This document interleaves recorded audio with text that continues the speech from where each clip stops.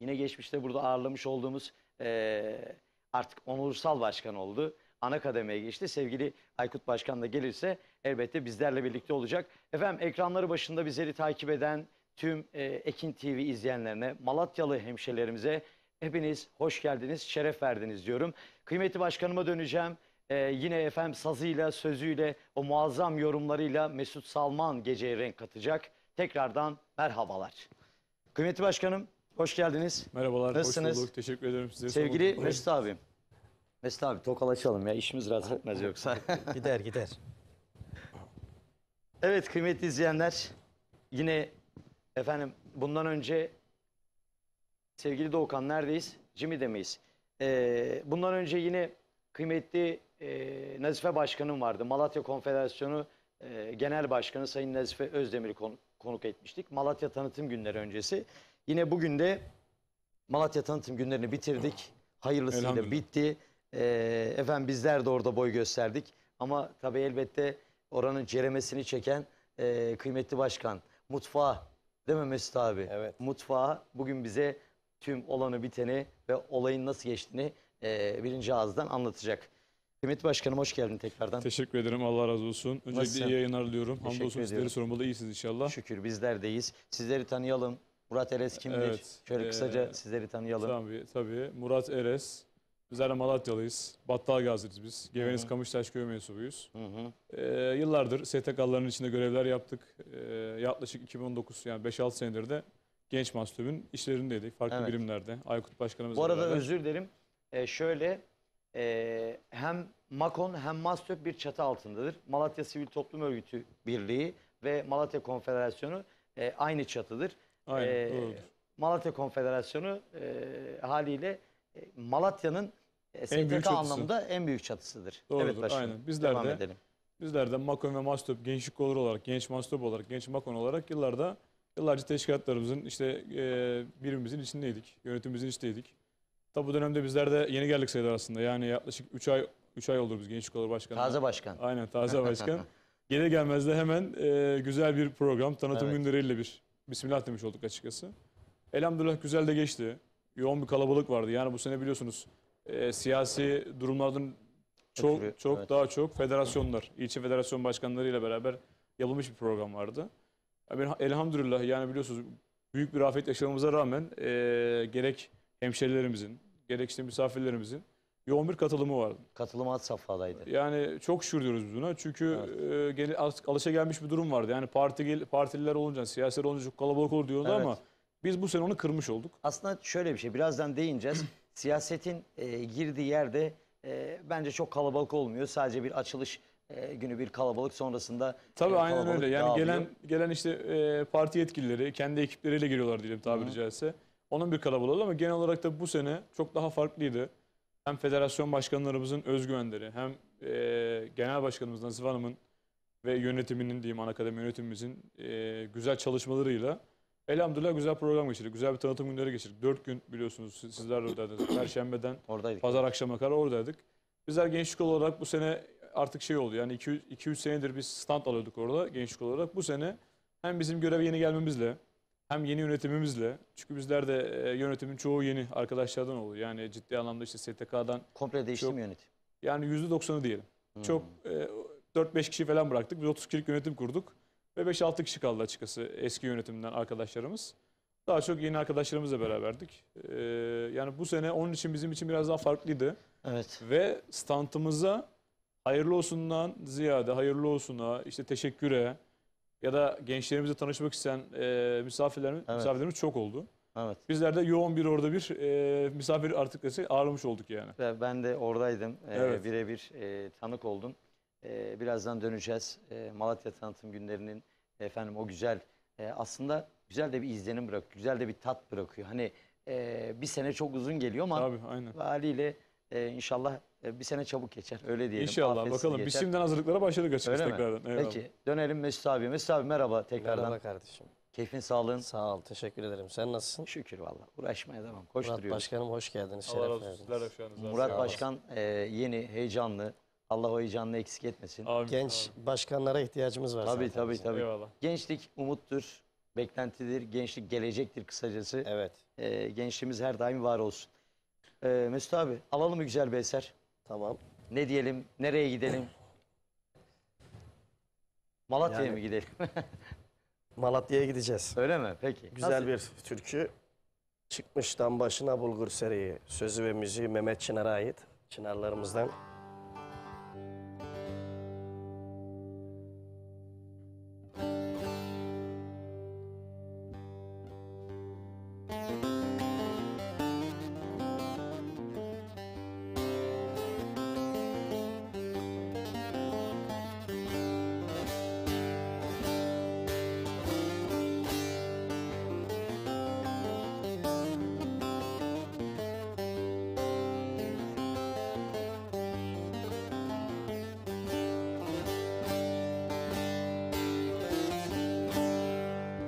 Çıkmıştan başına bulgur seriyi, bir göz etsem bütün köylü görüyüm, köylü görüyüm. Sen orada gül yar, ben de burada, nasıl gözlerine uyku girir. Sen orada gül yar, ben de burada, nasıl gözlerine uyku girir.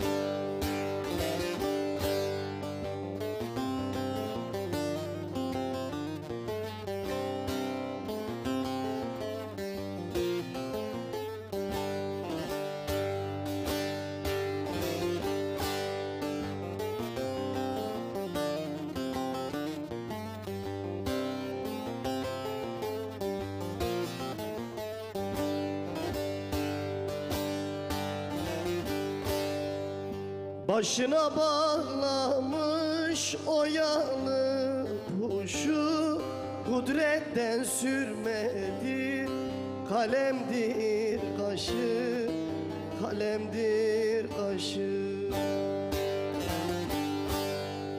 Her zaman böyledir feleğin işi, her güzeli bir çirkine verir.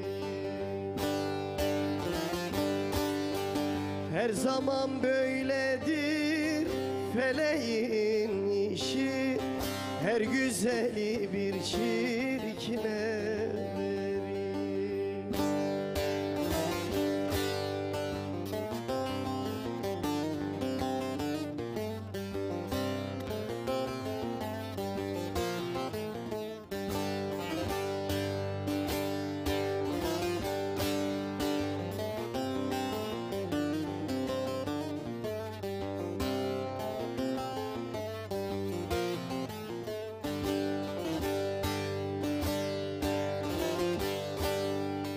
Güzellerin şahı, ey güzel peri, çevirme yüzünü, gel beri beri, gel beri beri.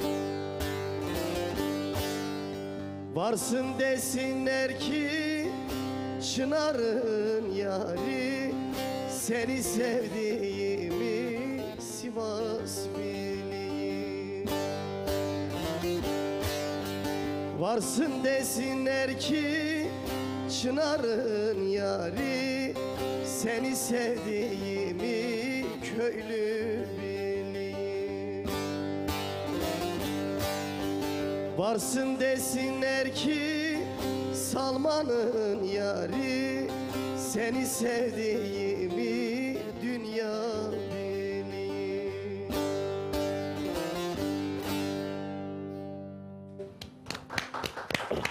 Ağzına sağlık. Mehmet Eyvallah. abi muhteşemsin. Sözü ve Eline müziği sağlık. çok değerli üstadımız Mehmet Çınar'a ait. Buradan 3 Çınarlara da selamlarımı gönderiyorum. Selam olsun. Kendilerine. Mesut abi son dönemlerde biliyorsun eskiyle gidiyoruz. Var mı yeni Evet. proje? İnşallah olacak, yakında yeni projelerim var. Ne Kısmet gibi? olursa. Ne kadar yakın abi? Yani çok yakında diyebiliriz. Öyle mi? Evet. Peki abi. İnşallah. Hayırlısı. Bekliyoruz biz de. bekliyoruz. En yakın zamanda kıymetli abimin o güzel kliplerini, eserlerini bekliyoruz. Eyvallah. Bu arada biz daha önce Mesut abimle farklı bir yerde canlı yayın yapmıştık.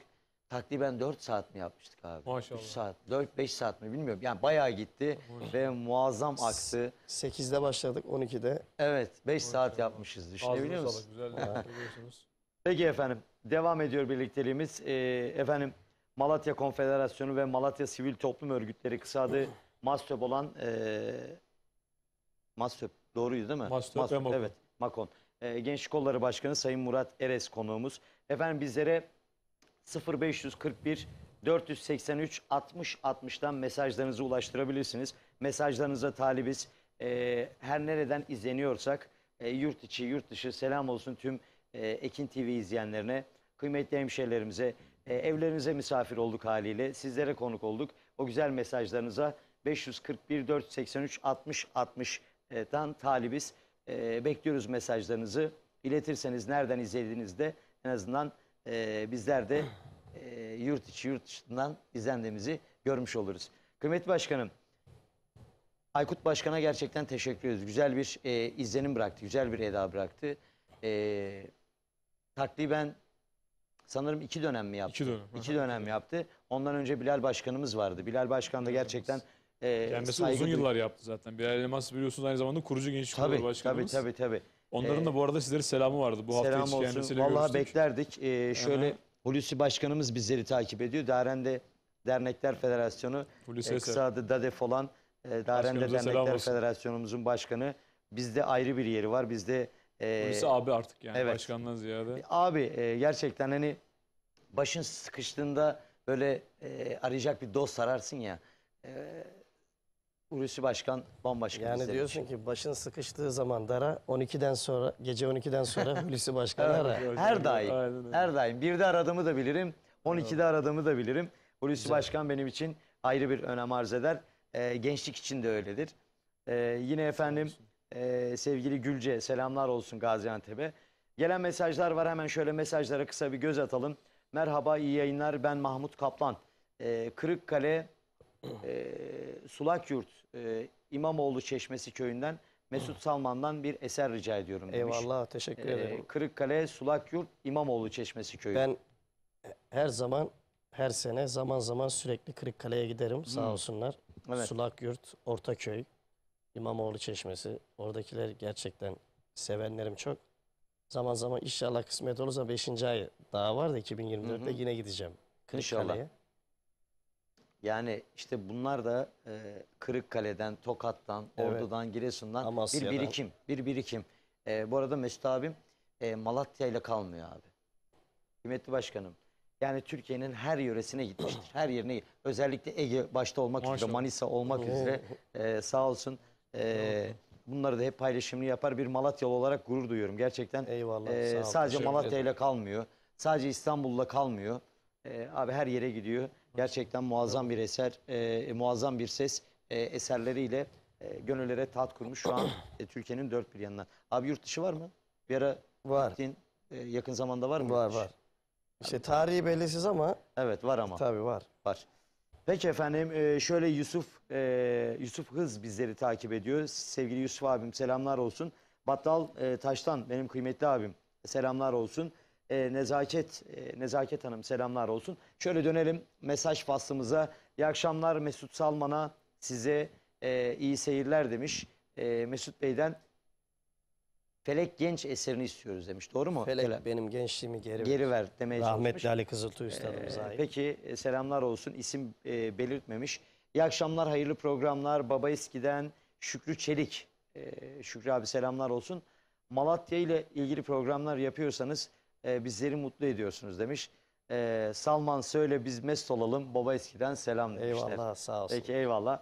İyi akşamlar, iyi yayınlar, iyi programlar diyorum. Programdaki konuklarınıza, Sayın Federasyon Başkanımıza ve kardeşim Mesut Salman'a selam ve saygılarımı sunuyorum. Eyvallah. Tokatlı Dernekler Federasyonu Başkanı İlhami Özel ulaşmış Çok bizlere. teşekkür ederim. Selam olsun. İlhami Özel benim için çok değerlidir, çok kıymetlidir. Şu Tokat anda Dernekler Federasyonu Başkanı. TOKDEV, Tokat Dernekler Öyle mi? Federasyonu Selamlar Başkanı. olsun. Aynı zamanda benim çok değerli bir sponsorumdur. İlhami abi. Buradan sevgili İlhami Özel'e ve babası Rıfat Rıfat Özel amcama selamlarımı gönderiyorum. Ellerinden öpüyorum. Şimdiki söyleyeceğim türküyü İlham Özel ve Özel ailesine armağan ediyorum. Armağan olsun efendim. İyi akşamlar, ben Çorum'dan Rahmi Aydın.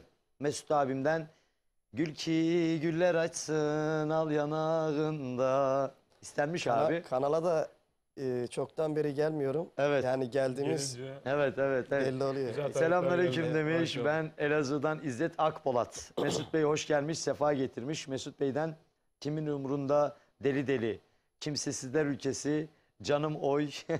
Ya hepsini İşte türkülerimi evet. nasıl takip ettikleri Evet. sevenlerim sağ olsun belli oluyor. Ne demişler? Gule Reyhan diye bir şey gelmiş. Var mı öyle bir eser? Var. Tamam. Ve Reyhan ekliyorum. Evet. Sol yanımda saklıyorum. Malatya'dan ta ötede Arguvan'da bekliyorum. Allah'ına kurban senin. Gül ki güller açsın. Bu muhteşem türküleri istiyoruz.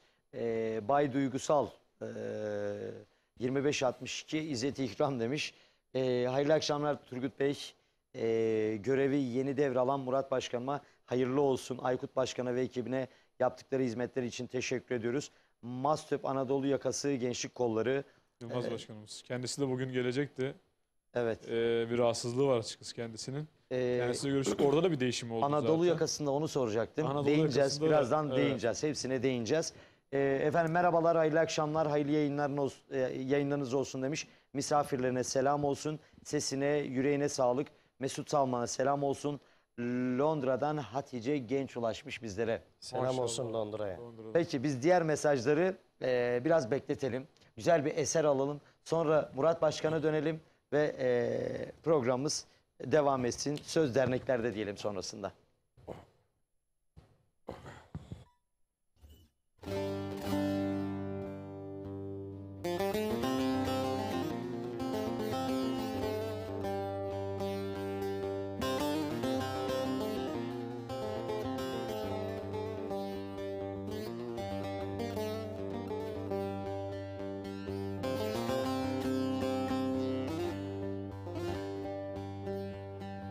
Yayla güzelisin de yaylanın gülü de yaylanın gülü.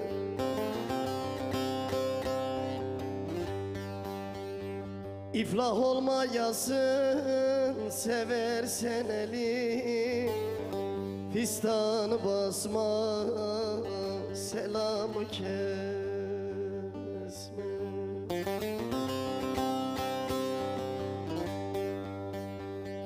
Ben senin sevdandan da olmuşam deli de olmuşam deli. Ben deli değilim yarın sevdası. Kız ne olur ne olur da böyle mi olur?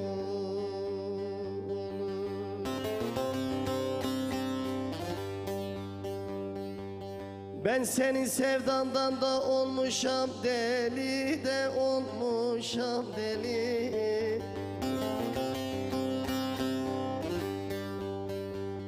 Ben deli değilim yarın sevdası. Kız ne olur ne olur da böyle mi olur?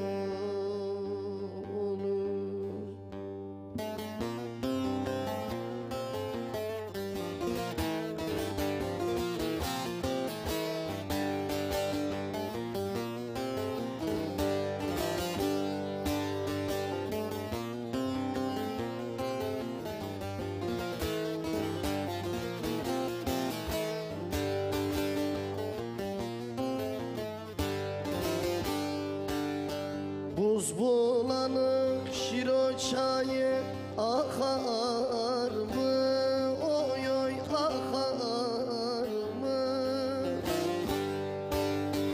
Yari güzel olan yardan bıkar mı? Oy oy bıkar mı? Aman bıkar mı? Yari güzel olan yardan bıkar mı? Oy oy bıkar mı? Aman bıkar mı? Hiç kimsenin ahı kimse de kal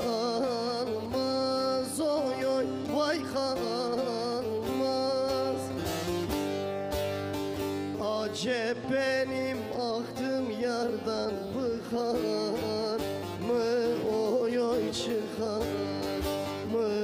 Aman çıkar mı? Acep benim ahtım yardan çıkar mı? Oy oy çıkar mı? Aman çıkar.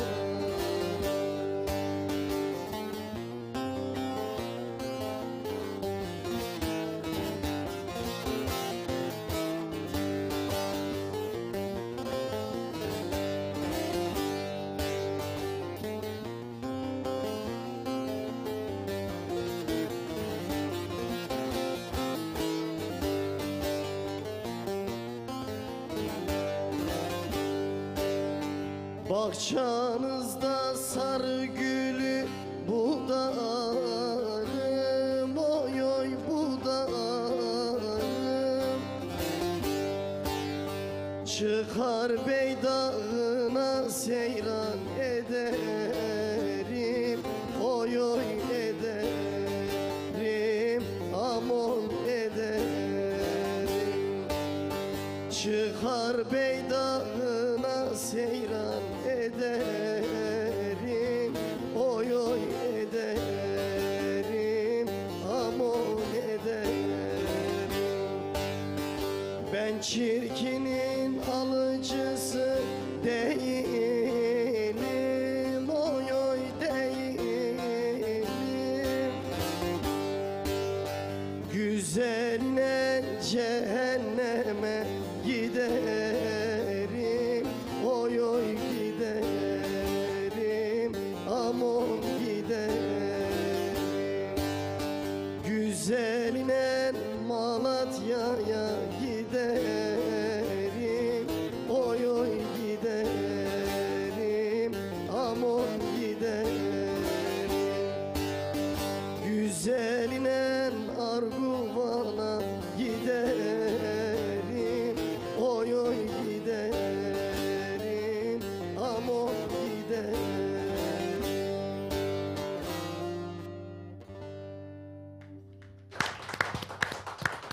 Efendim yine sağlık. muhteşem bir eser. Evet. Mesut abi ağzına Sözü ve yüreğine müziği sağlık. çok değerli üstadımız Hasan Durak'a ait. Hasan Durak'a Ben ait. Hasan Durak amcama da selamlarımı gönderiyorum. Selamlar, sevgiler olsun. Bir gün getireceğiz inşallah. İnşallah. Hasan Durak gerçekten muhteşem izler bıraktı. Evet. Yani o türküleriyle, ezgileriyle hala günümüze mesela güzel bu nasıl bir sevdaymış değil mi? Tabii atam Yani, dedim, atılmıyorsa atam En dedim. son Cengiz Özkan tarafından yorumlandı, derlendi, toplandı. Ama Ekin öncesinde ektim Kubat Arguvan'ın düzüne, düzüne, Yolcum Dloy Dloy, çok Evet, güzel evet. eserleri var. Yani birçok sanatçı tarafından yorumlanmış muazzam eserleri var. Bütün sözleri hepsi kendisine ait. Evet. Sözün müziği kendisine ait Kendisine öyle mi? ait sözü müziği. Sevgili Selim Başkanım ulaşmış. Selim Hasar gerçekten muhteşem bir karakter. Benim de kalben sevdiğim. Yani bir insan ya yüreği güzel, çok güzel bir yüreği var. Mesut abi hiçbir şeye kesinlikle yok demez. Her şeye tamam der mi insan ya? O zaman öyle güzel insanlarla tanışmamız lazım. Tanışmamız lazım kesinlikle. Kendisine selam olsun. Evet, Biz de çok selam severiz. olsun kıymetli başkana.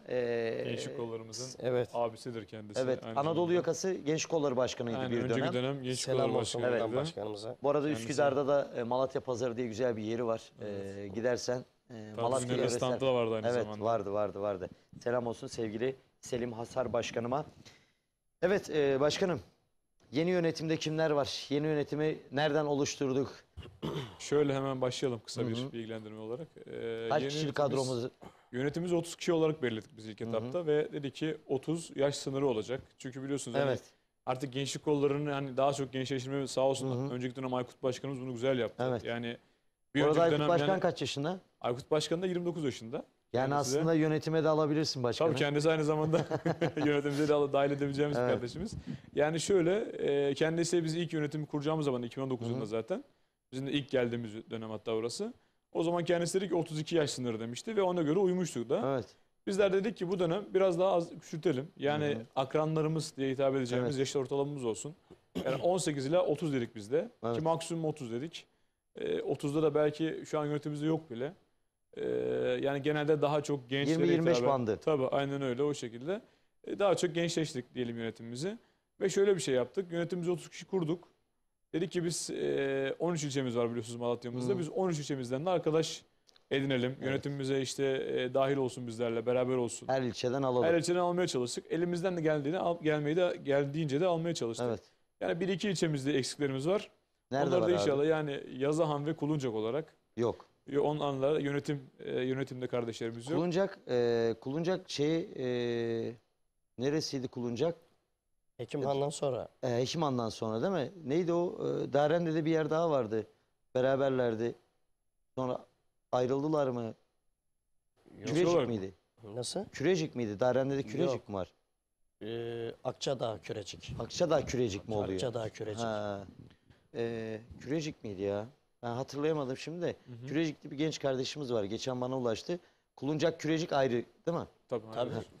Yani Akça- problem değil kardeşim. Kürecik beldeydi. Tabii. Sonradan köy olarak. Köy olarak Hmm. kaldı. Yani işte biz ilçe olarak da sadece iki ilçemizde şu anda bir Evet. kardeşlerimiz yok ama buradan da kendilerine izleyenler varsa İnşallah. yani biz geri dönüş bekleriz. Evet. Farklı arkadaşlarımız olur tabii ki. İlla onlar olacak diye söylemiyoruz. Tabii. Biz gelen arkadaşlarımıza elimizden geldiğince yönetimimize ya da işte bir komisyonumuz var mesela komisyonumuza dahil etmeye çalışıyoruz. Evet. Yani genç mahsup olarak zaten halihazırda biliyorsunuz yani bir mesajla bir işte duyuruyla ya da bir programda en az 1000 kişi toplayabiliyoruz zaten. 1000 tane genç Kesinlikle. Malatyalı toplayabiliyoruz. Kesinlikle. Bizler bu dönemde daha çok işte dediğimiz gibi 13 ilçemizin 13'ünde arkadaşlar toplamaya çalıştık. Yani 11'inde Yazıhan'a başardık gidelim. elhamdülillah. Evet. Yazıhan ve Kuluncak'ta şu anda bir kardeşlerimiz yok diyelim. Evet. İnşallah onlar da araştırmamız devam ediyor. Bulursak inşallah dahil Peki edeceğiz başkanım zaten. en çok hangi ilçeden var? Yani malumunuz bizim Malatya'mızda en çok ya da işte en kalabalık ilçe Pötürge zaten. Ama biz ne yaptık bu dönemde 30 kişilik yönetimin dedik ki biz kendimizde Battal Gazi olmamız hasebiyle Evet. dedik ki biz Pötürge'yi çok istemiyoruz. Evet. Yani çok istemiyoruz derken şöyle yanlış anlaşılmasın. Evet. Dedik yani sürekli Pötürgeli bu sefer şeye dönüyor iş. Ya sadece Pötürgeliler var. İşte Pötürgeliler orayı kapatmışlar gibi. Başkanım bir şey bir düşünce düzeltmek oluyor. istiyorum. Pötürge değil Pütürge. Pötürge. Pütürge. Söylerken Şimdi- Pötürge çıkıyor Evet. ya. Aslında yazık Şimdi ki Pötürge. aslında herkes Pötürge olarak biliyor. Ama aslı Pütürge. Tabii Pötürge. Pütürge. Tabii küçükte bile Pütürge Yazarken yazıyor. de Kimliğin öyle verdiği, yazıyor. devletin vermiş olduğu ilçe ismi de Pütürge yani. Pötürge. Şimdi bizim Konuşmaya Pütürgeliler gelince de böyle. O ile U'yu karıştırırlar. Kapalı mı açık mı derler. Tamam mı? Abi açık. açık. Açık, der. açık Pötürge diyelim o zaman. Biz. Evet. Yani artık hani konuşmaktan Evet öyle tabii kalmış tabii ama. doğru doğru. Biz dedik Latife ki işte yapıyorum. 30 kişilik yönetimde 12 tane Pötürgeli Evet. arkadaşımız var. İşte 6 tane Battal Gazili, 4 tane Kaleli şeklinde böyle ilçelere daha çok dağıtmaya Şu an 12 çalıştılar. tane mi var? Pötürgeli olarak Pötürgeli 12-13 arkadaşımız var. Ya abi Pütürge gençlik olur olmuş yine. Ama işte dediğim gibi yani kalabalık Ama olmaları gerçekten ve kalabalık. yani bir bugün. mezranın bile belki 50 tane şeyi var. Var, bir var, köyün var, 50 var, tane var. mezrası var. Şimdi mesela şöyle örnek vereyim. Pütürge'nin Nohutlu köyü var. Nohutlu abi 25 bin nüfusu var. Mesela. Düşünebiliyor musun? Sadece bir 25 belde aslında. Evet. Şimdi başkanıma ben bir şey söylesem tabii. başkanım hem şaşırır hem de inanmaz. Şimdi Turgut kardeşim biraz önce dedi ki Mesut abim dedi her yere gitti dedi. Evet. Evet. Ben Pötürge'ye gidemedim başkanım. Gidebiliyoruz Yani. mu? İşte bu yıl ben de Pütürge Çevre Köyleri yönetimindeyim bu yıl. Eğer biz Pütürge'ye gidersek abimle beraber gideceğiz. Kubedağ'a uğrayacağız. Güzel bir Kubedağ. kavurma yiyeceğiz. Ondan sonra dolaşacağız abi Pütürge'yi. Kurban Bayramı'nda inşallah İnşallah. turnuvanın finali yani tam belli olmamakla beraber Pütürge'de Bana, olabilir. bana çok diyorlardı Turgut'um. Mesut abi ben seni Pötürge'ye götüreyim. Eğer olursa Ben gideceğiz. seni Pötürge'ye Mesut götüreyim abi. abi. Sen yeter ki iste diyordu.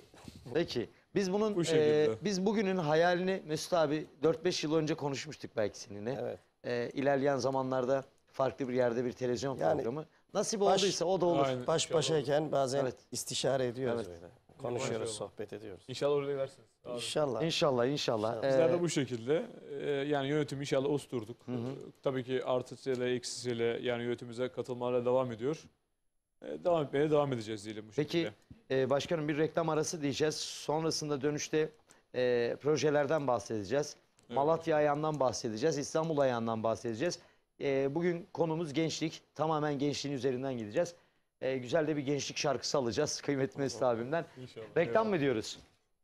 Evet kıymetli dostlar şöyle kısacık bir reklam arası. Hemen sonrasında dönüşte burada yine sizlerle birlikte olacağız. Bazı fotoğraflar sadece fotoğraf değil işte. Zaman donmuş sanki. 100 yıllık bir cumhuriyet nöbetinde. Duruşlarında mücadelenin gururlu yorgunluğu, bakışlarında cesaret. Hadi rahat bir nefes al. Bu nöbet bize emanet.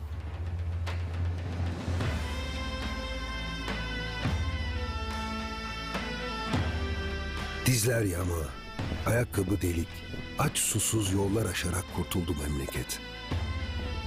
Rahat tut gönlünü. Bu sonsuz nöbet bize emanet.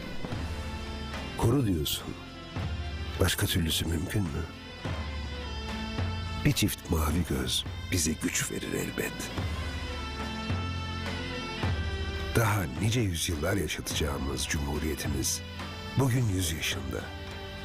İçiniz rahat olsun. Bir millet emanetinin başında.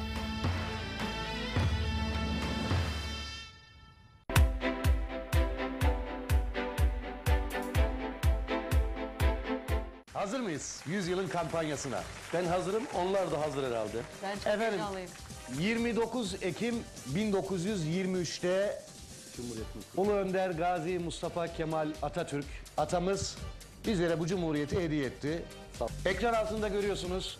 Cumhuriyetimizin 100. yılına özel hiçbir kar beklemeden şu anda yeri de anlatacağım. 100. yıla özel tam 100.000 TL indirim yaptık. Hadi bakalım şimdiden hayırlı uğurlu olsun diyoruz. Kafadan alır almaz 100 TL. 100.000 lira kârda. Evet. O kadar basit. Peki bu 100 yılın kampanyasını nerede yapıyoruz? Birinci etap projemizi Gelibolu'da bitirdik. Bakın 549 bin liradan, 529 bin liradan bölge bölge satışa sunduk. İkinci projemizdeyiz. Çanakkale Gelibolu. Evet biliyorsunuz 18 Mart 1915'te de Çanakkale'de atalarımız savaştı. Manevi değeri yüksek olan bir kent. Çanakkale'nin Gelibolu ilçesi, Gelibolu'nun da Bolayır köyü. Şimdi benim anlatacağım yer denize sadece 1 kilometre mesafede. Çok iyi Yani ya. denize yürüyerek gidebiliyorsunuz. Mahalleye yani Bolayır'a yine aynı şekilde 1 kilometre mesafede. Yakın. Orada alışveriş merkezi var, okul var, kasabı var. Aradığınız her şey mevcut. İstanbul'dan Bolayır'a arazimizin başına kadar ortalama özel araçlarla 2 saatte gidiyoruz. Ekran arkasında sahilini görüyorsunuz Bolayır'ın. Görüntüleri görüyorsunuz. Gerçekten çok güzel bir indirim yaptık. Karsız ulaştırıyoruz. Ekran altında telefon numaramız var. 549 bin lira yerine Cumhuriyetimizin 100. yılına özel şok kampanya 100.000 TL indirimle Maşallah. hiçbir kar gözetmeksizin herkes de bir yer sahibi olsun diye 29 Ekim Bayramı. Cumhuriyet Bayramı'na özel 449 bin lira ve hatta tapu masrafı da almıyoruz. O da hediyemiz. Yani Çok güzel. orada şu anda bizim sevgili izleyenler 40 parselimiz var. 205 metrekareden başlıyor. Şunu da hemen belirtiyorum. Yerlerimiz imarlı. %20 konut imarlı. Temelden 40 metrekare, 2,5 kat inşaat yapabilecekler. Üste çıktıkça Evet, gelişiyor. evet. Şu anda ise ister bungalov ev, ister prefabrik, ister tin house bunları da oraya koyabilirsiniz. Hobi bahçesi yapabilirsiniz. Hemen yanında Datça Gözdekent sitesi var, villaları var. Çok Yaklaşık 10-15 tane villa var. Ana yolun hemen kenarında. Otobana sadece 500 metre mesafede. Bak otobana yani Avrupa otoyoluna 500 metre mesafede. Arazinin başına kadar arabadan inmeden gidebiliyorsunuz. Hani böyle gidip biz traktörle götürelim uzak değil. Asfalt yolda hemen İneceğiz. iniyoruz. Hemen yanında. Arsaya Yani asfalt yola cephe kıymetli izleyenler. Elektriği mevcut, suyu mevcut, kanalizasyon mevcut. Aradığınız her şey mevcut. Evet bu da Cumhuriyetimizin 100. yılına özel şok bir kampanya. Bu kampanyayı biz de ilk defa yapıyoruz. Peki biz ne zaman gidebileceğiz oraya? Evet. 40 parselimiz var. Şu anda ekran altındaki numarayı arayanlar, rezervasyon yaptıranlar 1-0 önde. Onlar Gittiği zaman zaten mutlaka beğeneceksiniz. Etrafı komple telle çevrili. Komple çevirdik. Yollara ayrılmış vaziyette. Yani taşlar döküldü. Denizini göreceksiniz. Bakın Saros Körfezi. Bir tarafında Saros Körfezi, bir tarafında deniz. Saros Körfezi'nde ben açıklamak istiyorum. Kendi kendini temizleme özelliğine sahip.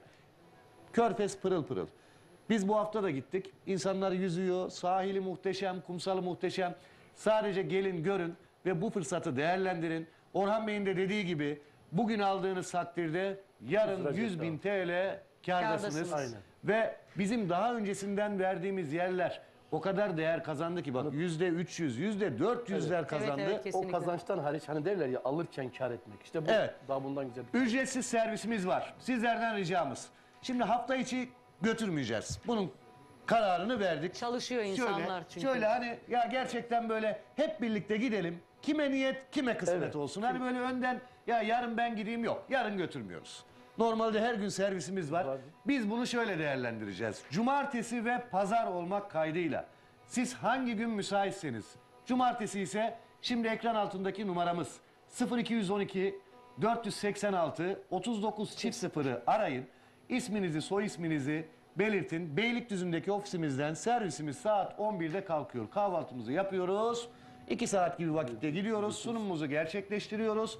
Geliyoruz ofisimize, sözleşmemizi yapıyoruz. Yerinde görüyorlar. Yerinde görüyorlar ve yerinden sonra da hani biz diyoruz ya 1 kilometre. Arazimizin başından hemen sahile götürüyoruz. Sahili de Evet, gösteriyoruz. evet, Yani bizim anlattığımız her şeyi orada görebileceksiniz. gözlerle gör- Etrafı komple çevrili. Elektrik, su, kanalizasyon bunların hepsi var. Bunlar çok önemli. Altyapı çok Ve önemli. otobana çok yakın. Olması Yani çok önemli. ya şöyle hani bir arabamız vardır böyle arazilere girersin araba zarar görür. Girmez. Böyle bir endişe yok. Tabii. Yani asfalt yol otobandan çıkıyorsun otobandan çıkar çıkmaz 500 metre ileride hemen arazimizi görüyorsunuz. Hemen arabacımızı park ediyoruz. İçeriye giriyoruz sizlere gösteriyoruz yolları ayrılmış. Bu anlattığımız her şeyi orada göreceksiniz. Eğer ki çocuklarınızı düşünüyorsanız, geleceğinizi düşünüyorsanız bu birikiminiz varsa hiç kaçırmayın diyorum. Evet. 100 yılın kampanyası iddia ediyorum. İstediğiniz yere sorun. Bu fiyata bulma şansınız sıfır. Açık söylüyorum 549 bin lira. Evet. Yani 549 bin lira değil 29 Ekim Cumhuriyet Bayramı'na kadar 29 Ekim tarihine kadar geçerli 40 parselimiz var. Yani bugün aradınız hafta sonu cumartesi pazar kaç kişi gelir bilmem. Kaç kişi gider, Hani kime niyet kalır kime mı, kısmet kalmaz kime mı? nasip Evet. bilmem. Bugün o paraya bir Ama- yani kötü bir araba bile yok o paraya. Yok harbiden yok. Kötü bir araba bir bile yok. telefon şu anda 100 bin lira olmuş. Evet. Aynen öyle. Aynen 100 bin Yani, lira. yani 4 tane telefon parasına Evet. sen Arsa. bunu yapacaksın. İkincisi gurbette olan bizi izleyenler. Belki o zamana kadar izin alıp gelemeyebilirsiniz. Gurbettekilerimiz de Gelibolu'nu çok severler. Hani o bölgeleri çok severler. İşte Ben Almanya'dan, gittim, gördüm, çok Fransa'dan, güzel ama. Hollanda'dan, işte Danimarka'dan, İsviçre'den, İsveç'ten bizleri izleyenler varsa mutlaka yakınlarınızla irtibata girin. Gelsinler, görsünler, vekaletinizi verin. Hemen tapunuzu sizin adınıza o vekaletle Gelibolu Tapu Alsınlar. Dairesi'nde yaptıralım. Bu fırsatı kaçırmayın. Çünkü bir ay sonra yani bu 40 parsel bittikten sonra biz normal fiyatımıza Fiyatlara döneceğiz. bir şekilde döneceğiz artık. Bu sadece tekrar söylüyorum. Cihat Bayram kardeşimle benim bir projem oldu. Ya Cumhuriyet bize hediye edilmiş. 100. yılını kutluyoruz. Biz de dedik ki yani bu kampanyayı hediye edelim. Yani bunu yapalım dedik. Bu anlamda da Selahattin Bey kırmadı bizi. Önümüzü açtı. olsun. Çok teşekkür ediyorum ben kendisine tekrardan. 0212 486 39 çift 0 bizim numaramız. İnşallah. 100. yıla istinaden 100.000 TL indirim Ekin Gayrimenkul'den sizlere hediye. Güzel mi kampanya? Yani herkes bekliyordu. Beni arayanlar oldu. 20-30'da ne olacak diye. Nasıl bir kampanya söylemedim. Herkes dedim ekran başına geçsin. Ben bunu orada anlatacağım. Yani bunun da sevinci içerisindeyim. Gerçekten çok heyecanlıyım. Yani güzel bir fırsat, güzel bir kampanya. Ya burada 40 kişi şu anda bizleri izleyen belki 10 bin kişi var, 100 bin kişi var. 100 bin kişi içinden belki 1 milyon kişi var. Evet. Bu kadar kişi içinden 40 40 kişi kişiye nasip olacak anladım. nasip olacak. Ama işte niyet hayır, akıbet hayır. Önce bir adım atmak Evet. lazım. Evet. Önce bir aramanız lazım. Toprak altındır Önce, her zaman. Tabii müsait olmanız lazım. Randevunuzu verin, asla vazgeçmeyin. Cumartesi ise cumartesi. Yani siz almazsanız öbürü alacak orayı. Öbürü almazsa öbürü alacak. Orası bitecek. Başka bir alternatif yok. Yani Çok yok, hiç bir kimse parça. kimseye durduk yere 100 bin lira vermez. Ya biz de veremeyiz. Ama biz sadece aldığımız fiyata bu aya has böyle bir şey olsun dedik. Cumhuriyet'in 100. yılı. Çok güzel. Şu anda bizim yaptığımız size bir jest. Size bir hediye. Bu hediyeyi de değerlendirmek sizlerin elinde.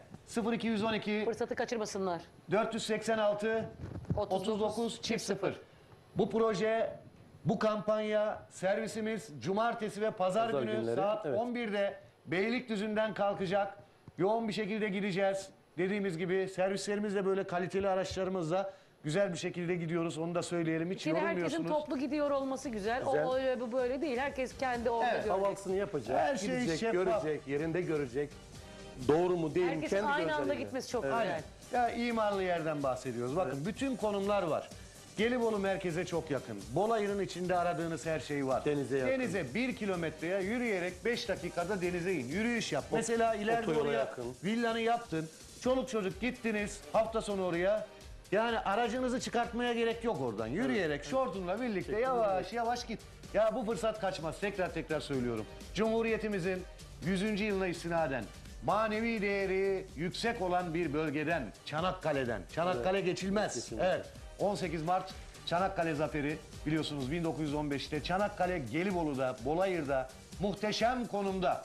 Evet dediğim gibi hemen villaların yanı başında, etrafı çevrili, herkesin yeri belli, ana yolun yanında, otobana 500 metre mesafede, denize 1 kilometre mesafede, İstanbul'a 2 saat mesafede. Bu kadar kolay. İstanbul'da bir yerden bir yere giderken trafik derdiyle uğraşıyorsun. 2 Ama saat, buradan zaten. hiçbir trafiğin yok. Geçiyorsun abicim otobandan, yola çıkıyorsun, maksimum 2 saatte oradayız. Hemen tapu var. Tapu masrafı da bize ait. O da hediyemiz olsun. Mesela geldi pazar günü beğendi. Pazartesi günü girişlerimizi yapıyoruz. Bu girişlerden sonra salı, çarşamba, perşembe o hafta içerisinde tapunuzu alıyorsunuz. Ondan sonra artık bungalov evinizi mi koyarsınız? Yaparsınız. Çoluk çocuk gidip hafta sonu tatil mi yaparsınız? Benim en büyük hayalim deniz kenarında bir yerimin Ya olması. yazın bir de şu da var. Arazinin başından denizi görüyorsun. Çok Yani hani bir engel yok. Orada arazide duruyorsun böyle.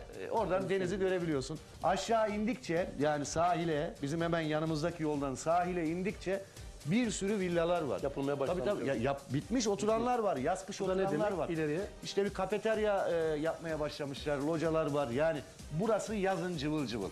Saros Körfezi çok önemli. Suyu pırıl pırıl, tertemiz bir denizde yüzeceksiniz. Bir yeriniz olsun, bir toprağınız olsun. Cumhuriyetimizin kuruluş yıl dönümüne özel bize hediye edilen Cumhuriyet'in karşılığında biz bunu yapmışız. Nedir ki bu? Yani 40 kişiye hiçbir kar gözetmeksizin 549 bin lira yerine 449 bin liraya biz bu parsellerimizi veriyoruz arkadaşlar. Cumartesi ve pazar günü servisimiz mevcut. Hemen şimdi arayın, geç kalmayın.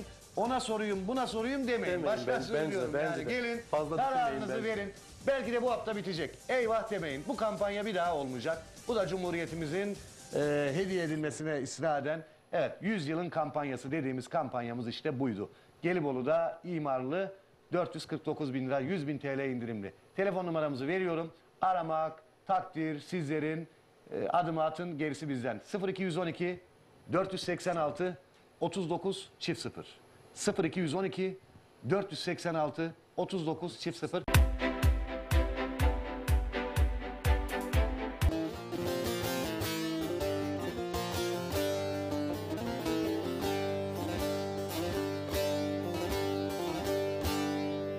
Bak nasıl bir hala düştük.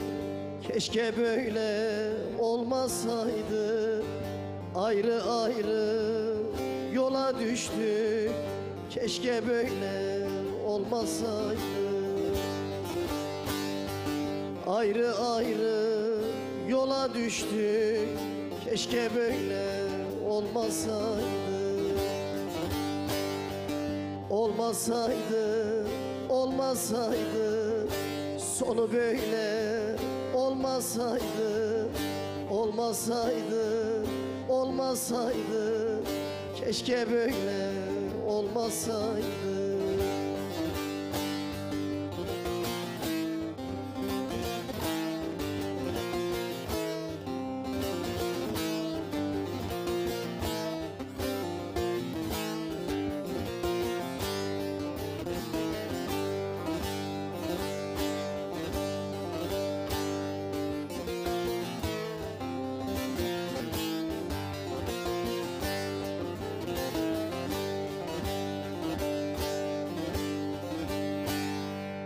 Yapma dedim, dinlemedin.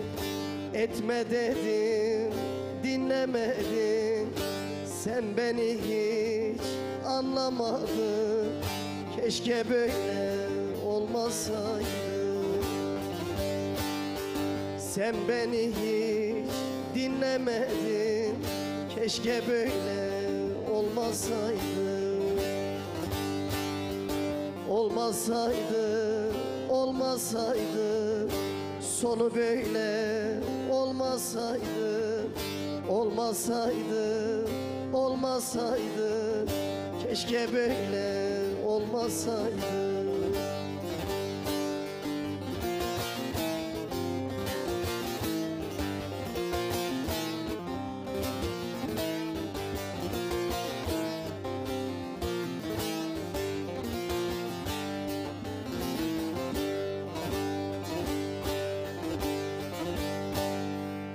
Yıllarımız heder oldu, sonumuz gam, keder oldu. Bahtuni'de beder oldu, keşke böyle olmasaydı. Bahtuni'de beder oldu, keşke böyle olmasaydı. Olmasaydı, olmasaydı, sonu böyle olmasaydı. Olmasaydı, olmasaydı, keşke böyle olmasaydı. Olmasaydı, olmasaydı, sonu böyle olmasaydı. Olmasaydı, olmasaydı, keşke böyle olmasaydı.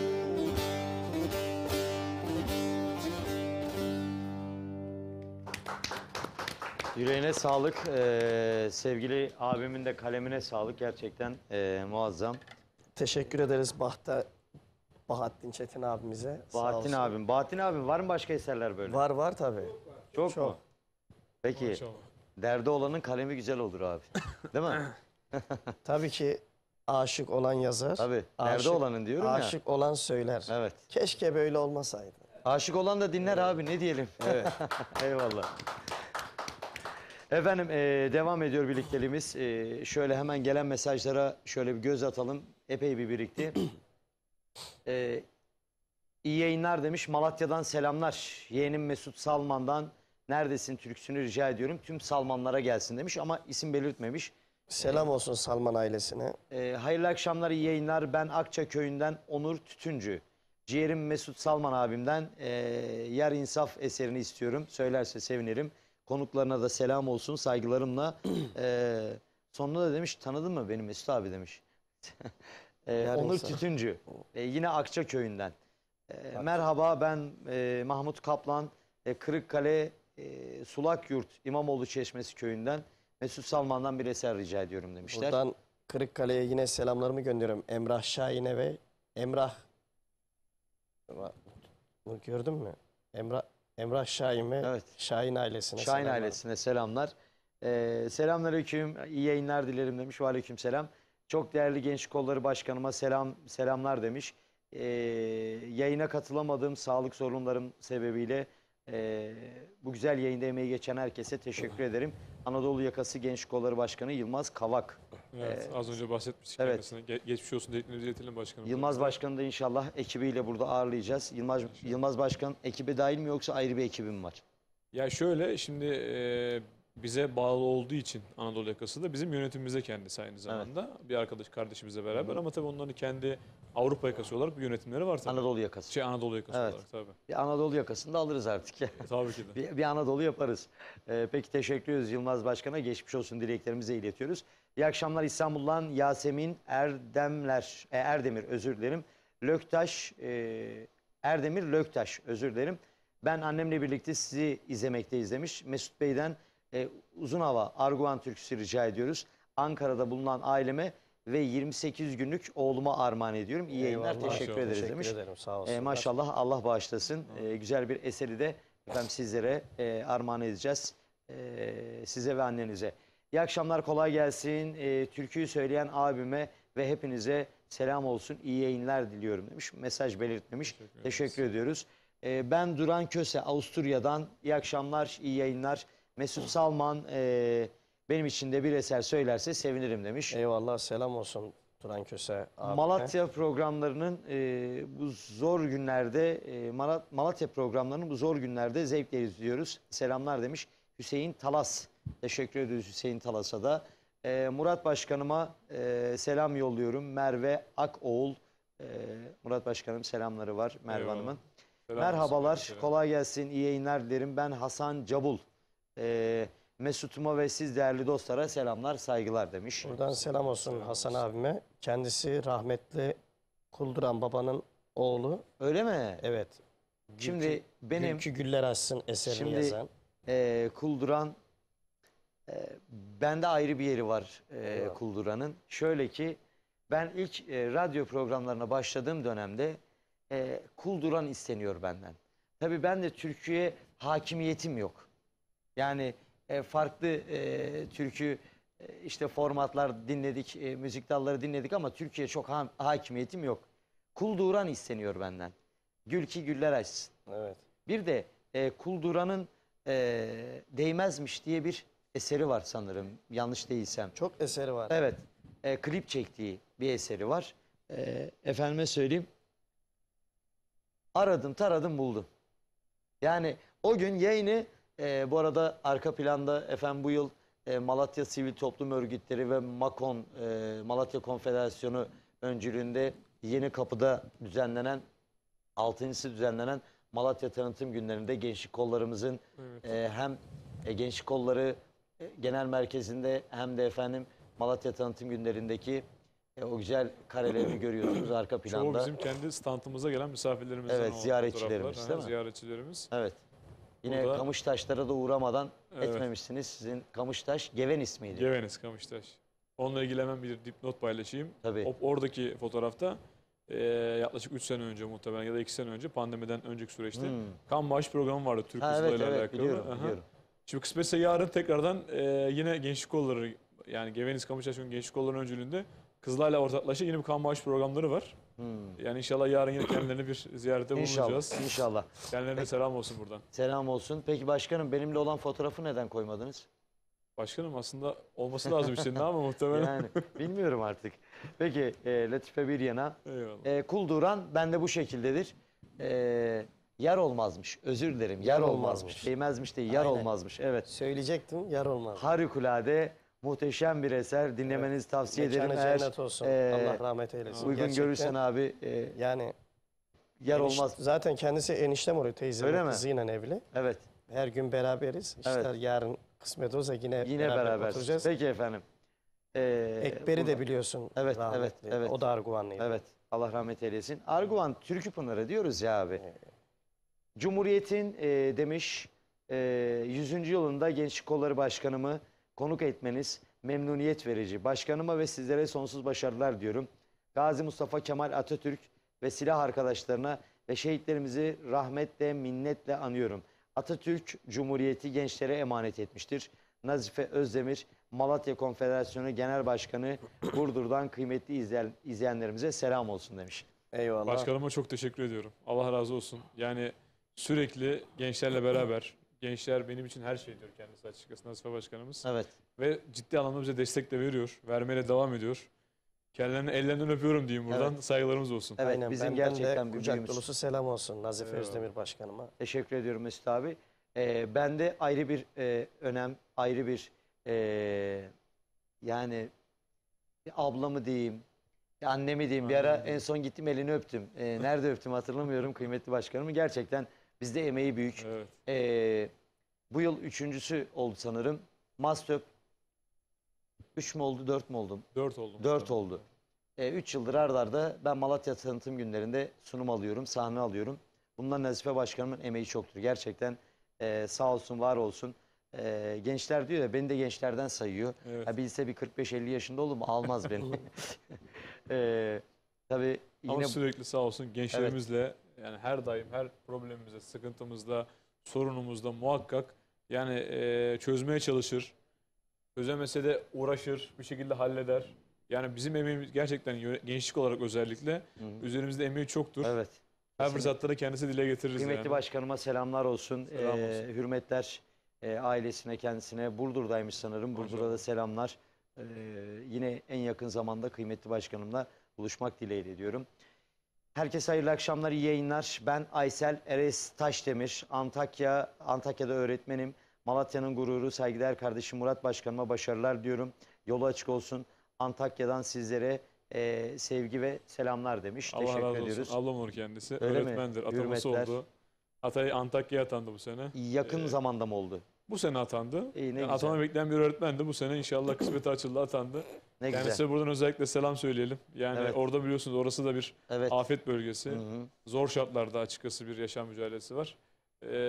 Tabii devletimiz elinden geldiğince bir şeyler yapmaya çalışıyor, halletmeye çalışıyorlar Hı hı. oradaki süreci. Bir zor süreci. Kendisine de ve eşine de, eniştemize de buradan selam olsun diyelim. Selam olsun. Efendim hemen şöyle diyoruz. Taşdemir ailesine. İyi akşamlar. Ben Muhammed Kaplan. Mesut abi hayırlı programlar. Sizden özlüyorum, özlemem eserini istiyorum demişler. Mesut abi istekler bir hayli birikti. Merhabalar, emeği geçen herkese teşekkürler demiş. Murat Başkan'a selamlar, başarılar dilerim. Ekin TV ailesine selam olsun. Sıradaki eser Arguvan'a gelsin. Arguvan'a da selamlar olsun. Gelsin sıradaki eser Arguvan'a. Bu arada biz Güzel bir selam olsun. reklam arasındayken sevgili Ali abi aradı. Evet, Ali Sezer buradan selam Sezer. olsun. Ali Sezer abimize. O söyleyeceğin türkü bana da gelsin Mesut'cum dedi. Biraz önce Kulduran'ı yad etmiştik. Öyle mi? Kulduran'ın Armağan olsun türküsü. peki. Efendim biz mesaj faslına şöyle ufacık bir kısacık ara verelim. Hemen sonrasında yine mesajlarınıza değineceğiz. Ama Mesut abimle devam edeceğiz. Çok güzel bir eser alalım. Konuşma. Yo hayır hayır güzel bir eser alalım, sonrasında o eserin peşine bağlayalım muhabbetimizi. Eyvallah. 83 60 60'dan bizlere mesajlarınızı gönderebilirsiniz. Mesut abi sendeyiz.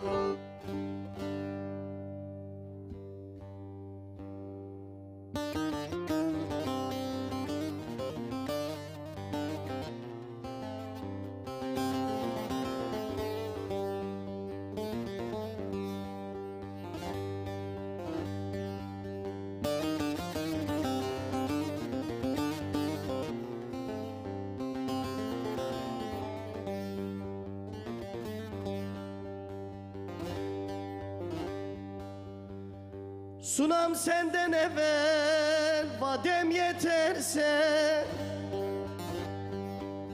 başucuma garip diye yaz hemin. Yıllar yılı çekme benim yazımı, mezarımı bir hücraya gaz hemin. Yıllar yılı çekme benim yazımı, mezarımı bir hücraya gaz hemin.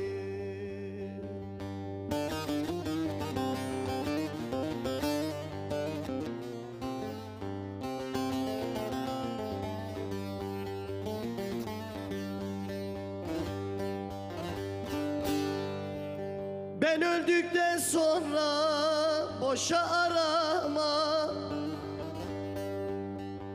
melhem sürme kurtlar düşsün yarama. Yalnız sen gel her bayramdan bayrama, ihmal etme yemin eyle söz hemin. Bir tek sen gel her bayramdan bayrama kardeş, ihmal etme yemin eyle söz hemin.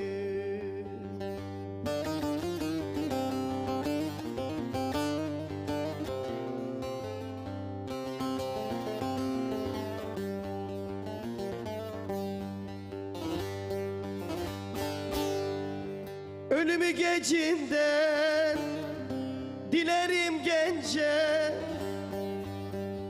üzülme kulduran öldü denince.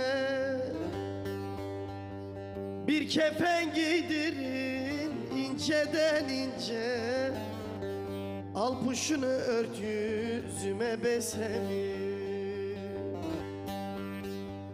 Bir kefen giydirin inceden ince, yar puşunu ört yüzüme yüzüme besemi.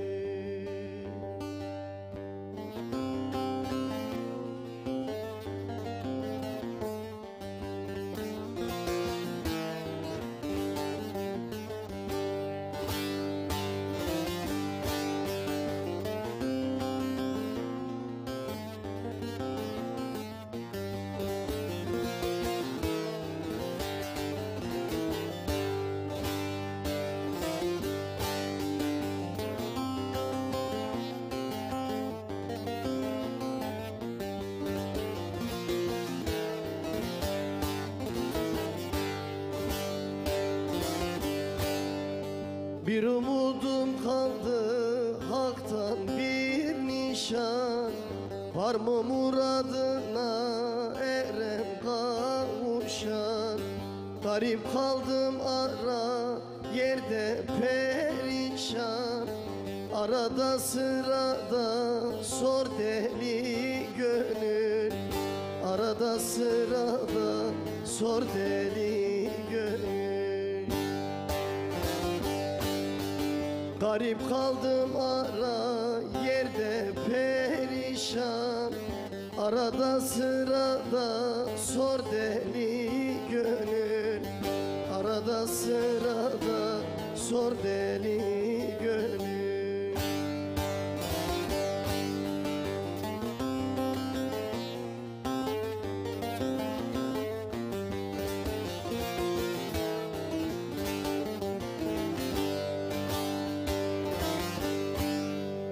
Dibi görünmedik ummana daldı. Zaten başım dertli dertlere saldım. Ne bir yerde durdum ne de yer aldım. Yoruldun sen gayrı dur deli gönül. Yoruldun sen gayrı dur deli gönül. Ne bir yerde durdum ne de yer aldım. Yoruldun sen gayrı dur deli gönül. Yoruldun sen gayrı dur deli gönül.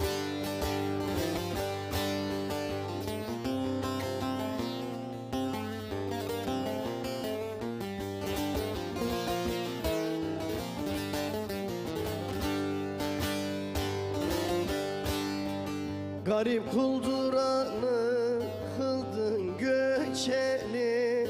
Bunca gam kederi attın içeri. Bırak sitem oku al şu hançeri. Bu dertli sineme vur deli gönül. Bu dertli sineme vur deli gönül.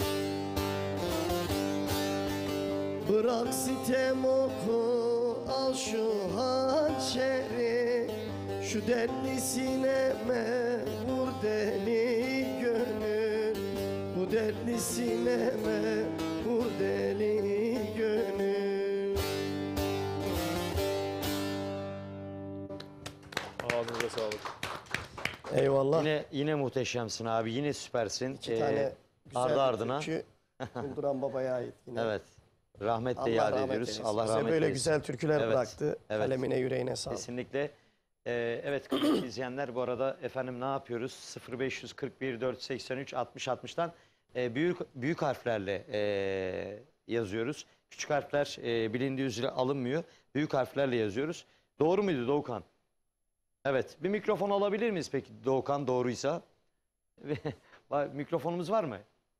Tamam. Bir mikrofon alalım. Şöyle yönetimden kıymetli arkadaşlar var. Açalım şunu. Hemen şöyle. Öyle mi? Tamam, Mesut abinin. Bu arada efendim Mastöp Makon, Genç Mastöp Makon yönetimi şu an listesi elimizde.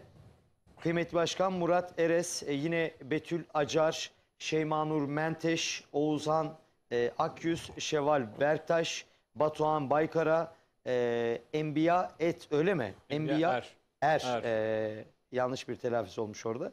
Yazım hatası. Muhammed Özinal, Ahmet Akoğul, Volkan Bozyiğit, Hasan Emre Tunçel, Fatma Nur Altuntaş, Evet. Eyüp Biratlı, Fatih Arıkboğa, Melih İlhan, Okan Kasak, Yaren Gündoğdu, Sedat Karakaş, Cihan Gümüş, Emre Özdemir, Selçuk Tuğhan, Yunus Emre Timurtaş, Sude Berktaş, Uğur Beyhatun, İkra Saygılı, Metin Orhan ve Bedirhan Altın olmak üzere Gençlik Kolları Bir yönetimimiz. de Bu arada Talha Saygılı kardeşimiz var. Talha Saygılı. Evet.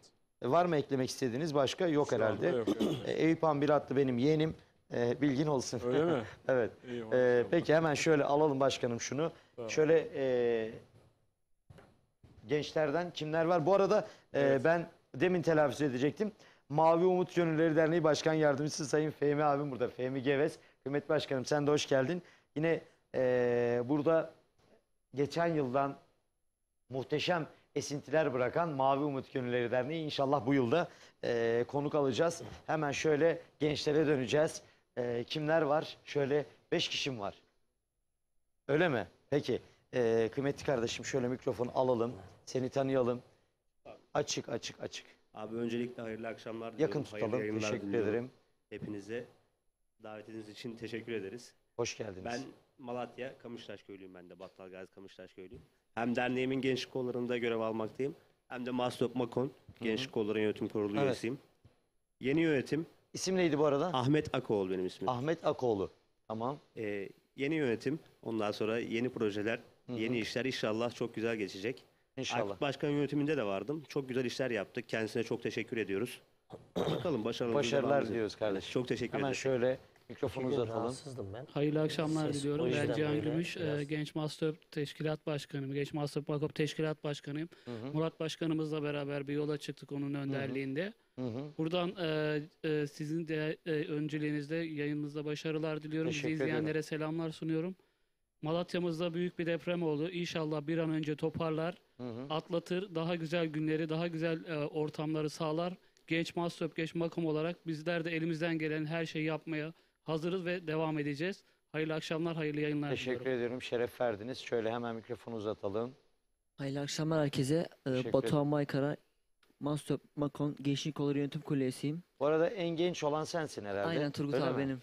İyi bakalım. Ee, Yaş i- kaç? 20. İyi ne güzel. Geçen dönemde Aykut Başkan'la beraber Evet, iyi başarıları imza attık. Bu sene de Murat Başkan Bey'in yönetiminde Hı hı. gördüğü için çok teşekkür ederim kendisine. Murat Başkan'a daha iyi işler, iyi başarılar imza atacağımı düşünüyorum. Malatya adına ve kendi adıma ne gerekiyorsa yapmaya hazırım şimdiden. Malatya adına olsun. Evet. Teşekkür ediyorum. Bizi izleyen herkese çok teşekkür ediyorum. Hayırlı akşamlar. Teşekkür ederim. Sağ ol, var ol. Hayırlı akşamlar herkese. Yakın tutalım biraz. Teşekkür Hayırlı ederim. akşamlar herkese. Talha Saygılı. Bakan Mahsöp Gençlik Kolları üyesiyim. Nereliyiz bu arada? Malatya. Babam Battalgazi'li, annem Yeşilyurt'tu. Anne Yeşilyurt, baba Battal Gazi. Aynen. Bu arada başkanım Pütürgeli çok dedim. Battal Gazili Pütürgeli'den daha fazla. Başkanım bir tane Pütürgeli var. Öyle mi? Bugün sağ olsunlar bizleri. Öyle mi? Pütürgeli kardeşlerimizin hep böyle farklı programları vardı. Bugün Batuhan kardeşimizle beraber. Diğer Pütürgelileri de ben temsil ediyorum. Eyvallah. Evet. Gerek dernek olsun, gerek depremzedeler için olsun. Elime gelen her şeyi yapmaya hazırım. Murat Başkanımızla iyi başarıları imza atacağımızı düşünüyorum. İnşallah. İnşallah. Teşekkür ederim. Ben teşekkür ederim. Şeref verdiniz. Şöyle mikrofonu uzatalım. Öncelikle iyi akşamlar. Teşekkür Bizleri ederim, burada hoş geldin. ağırladığınız için çok teşekkür ederiz. Sultan İkra Saygılı. Ben de yeni yönetimde ekip arkadaşlarımla beraber her görevi üstlenmeye hazırım. Evet. Murat Başkanımıza çok teşekkür ediyoruz. Onun bizlere mentörlüğü ve bilgileri sayesinde çok iyi bir şekilde devam edeceğimizi İnşallah. düşünüyorum. Ben de Malatya'nın Battal Gazi babam, annem de Yeşilyurtlu, kardeşimle beraber mi? bugün bu Evet. akşam buradayız. Onlara da buradan çok sevgiler, selamlar gönderiyorum. Bizi izleyen herkese de iyi akşamlar diliyorum. Teşekkür ederim. Şöyle mikrofonu alalım. Şimdi tabii burada 5 tane gencimiz var. Doğru mu? Ben diğer şöyle katılımcıların gençleri alkışlamasını rica ediyorum. Teşekkür ediyoruz. Sağ olun, var olun. Efendim şöyle geçiyoruz yerimize. Mesut abi mikrofon senin abi. Teşekkür ederim. Evet kıymetli başkan. Şu an 5 tane burada genç yöneticimiz var. Malatya Konfederasyonu'nun önümüzdeki yıllarda tahminim 3-5 yıl içerisinde ana kademede yer alacak pırıl pırıl 5 tane gencimiz var. Ben de bir dönem yine Malatya Sivil Toplum Kuruluşlarının her bir tarafındaydım. Pütürge çevre köylerinde takriben 20'lik yaşlarda girdim oraya. Bundan 14-15 sene önce 25'li yaşlarda falan girdim. Orada 6-7 yıl görev yaptım. Belki de daha fazla hatırlamıyorum. Malatya'yı temsil etmek çok apayrı bir şey. Yani Malatya'yı yaşayabilmek, o Malatyalı vurgusunu her yerde gururla anlatmak bambaşka bir şey. Herkes Malatyalı olamaz. Gerçek, yani herkes o plakayı taşıyamaz. Herkes dört dörtlük olamaz. Doğru mu abi? Doğru. Malatyalı olunmaz, evet, Malatyalı doğulur. Evet, kesinlikle. Biz evet doğudayız. Ülkenin coğrafi olarak doğu tarafındayız ama doğunun batısındayız. Merkezdeyiz. Direkt evet, merkez yani. Malatya Paris'tir abi. Evet. Derler Havası yani. hoş, suyu sert. Evet. Arabam 4x4. Hem de plakam 44. Evet. Adı güzel Malatya. Adı güzel Malatya. Birazdan yaparız o zaman ama en çok istenen istek gül ki güller açsın al yanağında. Klip türkümüzü döndürecektim. Öyle mi? O türküyü de çok istiyorlar. Benim yarim del olmuş. Ha, del olmuş, tamam. Tabii. Klibimizi biz içeriye söyledik mi? Söyledim ben. Tamam, hangisiydi? Benim yarim del olmuş. Benim yarim del olmuş. İlerleyen dakikalarda klibimizi döndüreceğiz. Şöyle mesajları okuyalım. Başkana döneceğiz. Ne demişler? Tabii okuduk onu. Merhabalar, hayırlı günler. Yeni dönemde Gençlik Kolları Başkanı olan Murat Erez'i tebrik edelim. Efsane Başkan Aykut Salih Arıkboğa'ya Malatya gençlerine verdiği emeklerden dolayı teşekkür ederiz demişler. İsim belirtmemişler. Bizler de teşekkür ediyoruz. Yine aynı mesaj sanırım. Kastamonu Tosya'dan Yaşar Yanar. İyi yayınlar. Mesut Bey'den benim yarim del olmuş eserini istiyoruz. Teşekkür ederim diyerekten mesajı Benim yarim bakalım. del olmuş. Evet, olmuş, evet. O istemiş. İyi geceler herkese. Teşekkür ediyoruz. Selamlar. Yeğenim Murat Başkan'a ve İkin TV'ye selamlar. Murat yeğenim öpüyorum. Halan Sultan demiş. Malatya'dan. Malatya'dan mı? Evet, Malatya'dan. Selamlar olsun Bizden de halamıza selam da. olsun halama. Ellerinden öpüyorum. Hürmetler. Merhabalar, Enes Akkanat. Antalya'dan katılıyorum. Leylim Ley eserini istiyorum sizlerden demiş. Var mı üstadım Leylim Ley? İyi yayınlar, ben Malatyalı Şükran. Yayınınız çok güzel. Bir de 3 Malatyalı bir araya gelince daha da güzel olmuş. Teşekkür ederiz. Ben de Battal Gazi geliniyim. Mesut Bey'den nar mı soyulur söylerse çok sevinirim. Kayanın dibinde mal mı yayılır? Evet. Hayırlı akşamlar. Malatya'dan Mehmet Osman mı demiş? Mehmet Osman. Yalçın. Abi çok karışık. Malatya'dan Mehmet Osman Yalçın'ı, Samet Usta'yı, Beyza Usta'yı selamlıyorum. Şöyle olmuş. Malatya'dan Mehmet Osman Yalçın'ı, Samet Usta'yı, Beyza Usta'yı selamlıyorum. Seviliyorsunuz. Hepinizin ayağına sağlık demiş. Teşekkür ediyoruz. Mesaj biraz karışık olunca haliyle bizler de karışık okuduk. Selamünaleyküm demiş. Ve aleykümselam. Ben Sulakyurt, Kırıkkale Sulakyurt'tan Emrah Şahin demiş. Emrah Şahin. Güzel Selam konuğunuz olsun. Mesut Salman kardeşimden Şahin ailesine güzel bir eser rica ediyorum. İyi akşamlar demişler. Babası Elvan Şahin'e de buradan selamlarımı gönderiyorum. Selamlar olsun. İyi akşamlar, ben Fikret Erez, yeğenim Murat Erez'e başarılar dilerim demişler. Amcam ellerinden öpmüşüm. Teşekkür ederim. Abi Allah bütün razı olsun. sülale burada. Sağ olsunlar, bizleri takip ediyorlar, destekliyorlar güzel, kendilerini. güzel, Teşekkür güzel. ederim. Ben Antepli Hüseyin Mesut Salman'dan gül ki güller açsın istiyorum demişler. Şimdi demin demişti ya bir izleyenimiz, 3 Malatyalı bir arada. Evet. Abi Malatyalı değilsen Malatyalı olmak için uğraşacaksın. Mesela ne yapacaksın? Ne yapılabilir Mesut abi? Malatyalı olmak için ne yapılabilir? Malatyalı olmak için ne yapabilir? Malatya'nın bütün türkülerini bilmen lazım. Yok abi. Şimdi Malatya'dan ya kız alacaksın abi ya da kız vereceksin abi. Yani Malatya'dan kız alan zaten cenneti bulacaktır diyor ya. Doğru yani, gerçekten doğru. Malatya'dan kız alan. Kız veren de hakeza öyle. Ya bu Her gerçek. iki taraftan. Her iki tarafta abi. Eğer Malatyalı değilsen Malatyalı olmak için uğraşacaksın abi.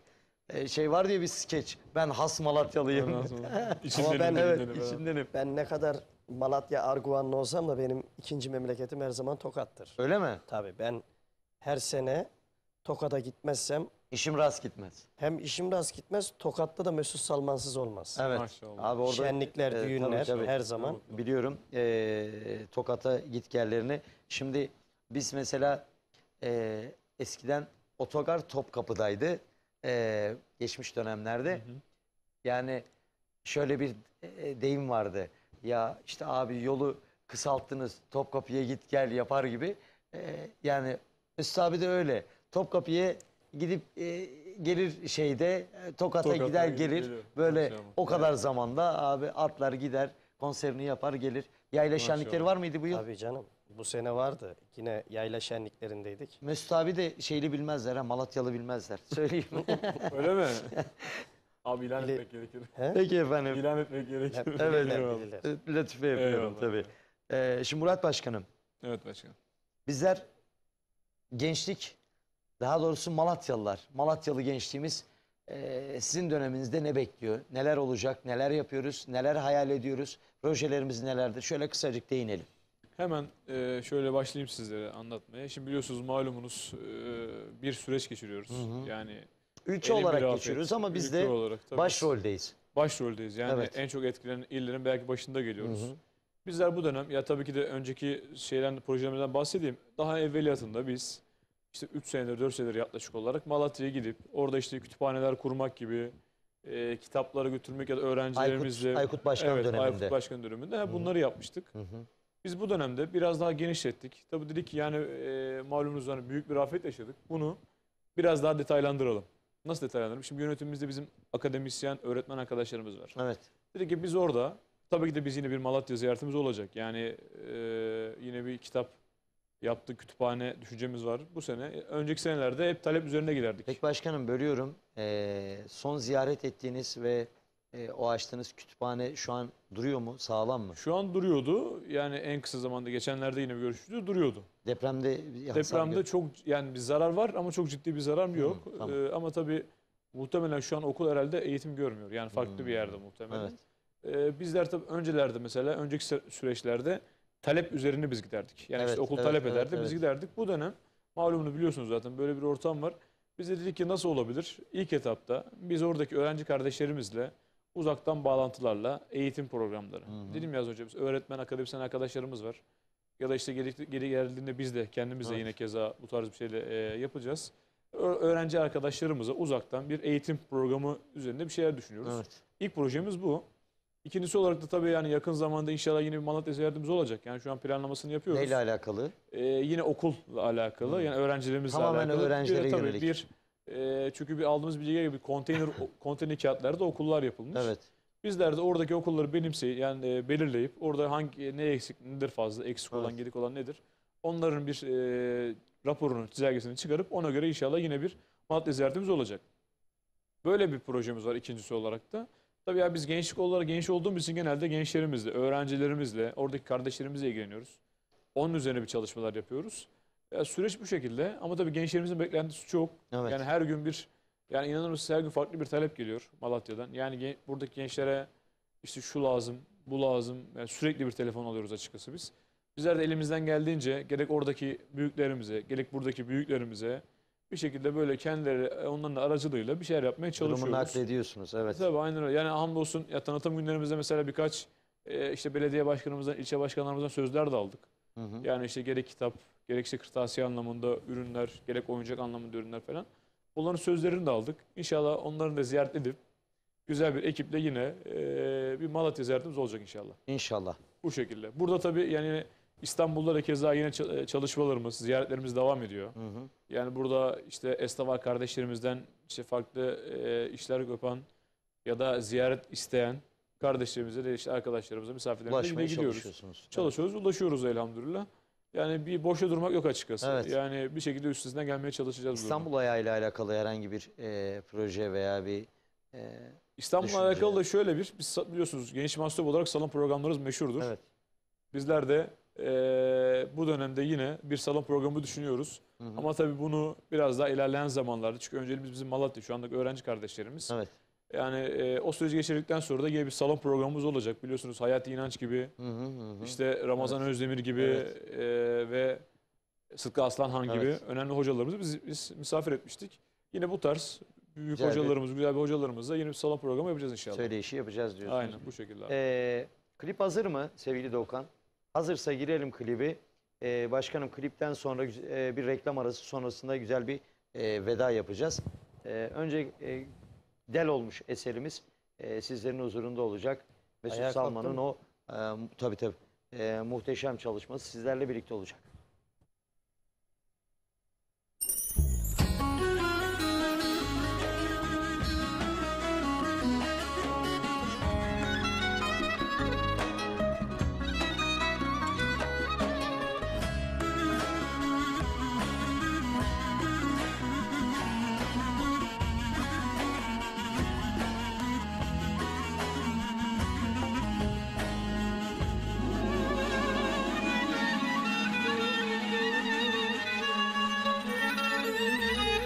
Saçlarını yola yola del olmuş benim yarim del olmuş benim gülüm del olmuş benim canım del olmuş. Ağlay ağlay gördüm del olmuş benim yarim del olmuş benim gülüm del olmuş benim canım del olmuş.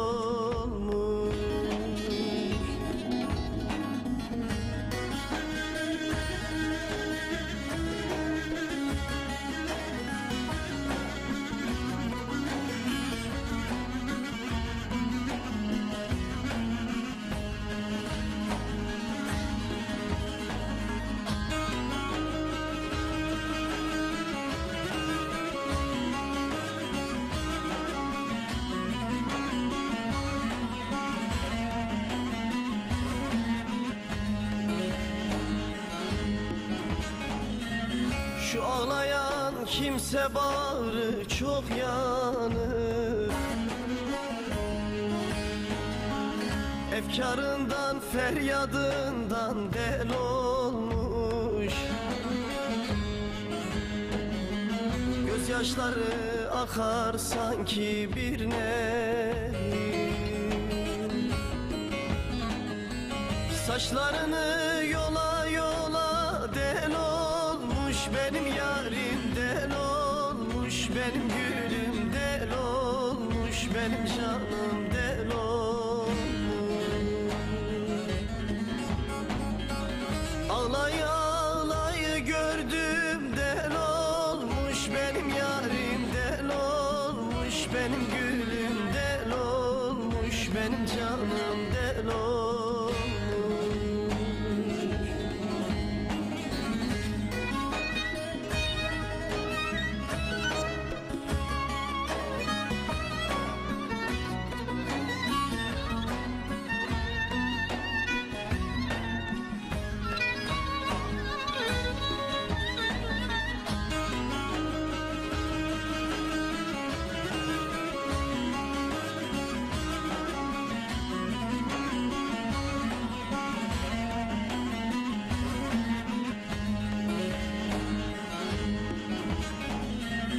Ataş elbet düştüğü yeri yakar. Ağlarsın sızlarsın kim döner bakar.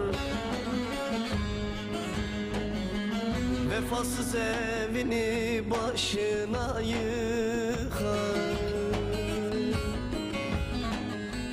Saçlarını yola yola del olmuş benim yarim del olmuş benim gülüm del olmuş benim canım del olmuş. Ağlay ağlay gördüm del olmuş benim yarim del olmuş benim gülüm del olmuş benim canım del olmuş.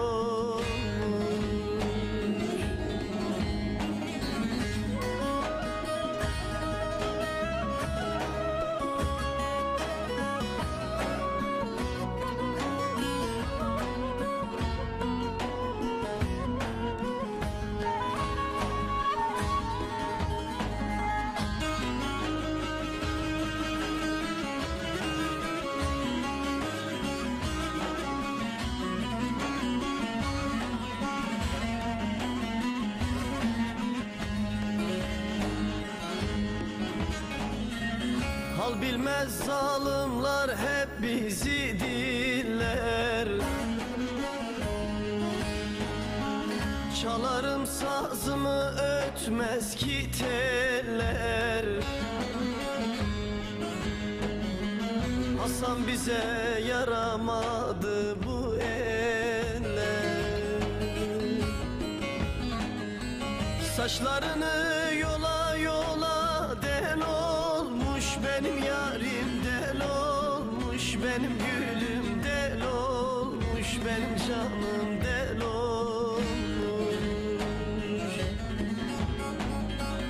Ağlayı ağlayı gördüm, del olmuş benim yarim, del olmuş benim gülüm, del olmuş benim canım, del olmuş. Saçlarını yola yola del olmuş benim yarim, del olmuş benim gülüm, del olmuş benim canım, del olmuş. Bazı fotoğraflar sadece fotoğraf değil işte. Zaman donmuş sanki. 100 yıllık bir cumhuriyet nöbetinde. Duruşlarında mücadelenin gururlu yorgunluğu, bakışlarında cesaret. Hadi rahat bir nefes al. Bu nöbet bize emanet.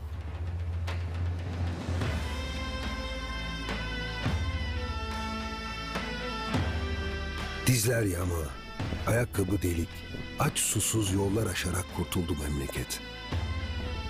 Rahat tut gönlünü. Bu sonsuz nöbet bize emanet. Koru diyorsun. Başka türlüsü mümkün mü? Bir çift mavi göz bize güç verir elbet. Daha nice yüzyıllar yaşatacağımız cumhuriyetimiz bugün 100 yaşında. İçiniz rahat olsun. Bir millet emanetinin başında.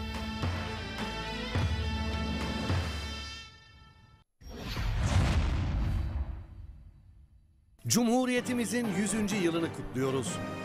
29 Ekim Pazar günü İstanbul'da yapacağımız Cumhuriyetimizin 100. yılı kutlamasına tüm hemşerilerimizi davet ediyoruz. Sunuculuğunu Bedrettin Güneş ve Ramiz Özmen'in yapacağı etkinliğimize katılan sanatçılar Yaşar Güç, Şükrü Cömert ve Sevda Gül. Etkinliğimiz 29 Ekim Pazar günü saat 19'da Küçükköy Boy Wedding Park Davet Salonu'nda olacak ve Ekin Türk TV'den canlı yayınlanacaktır.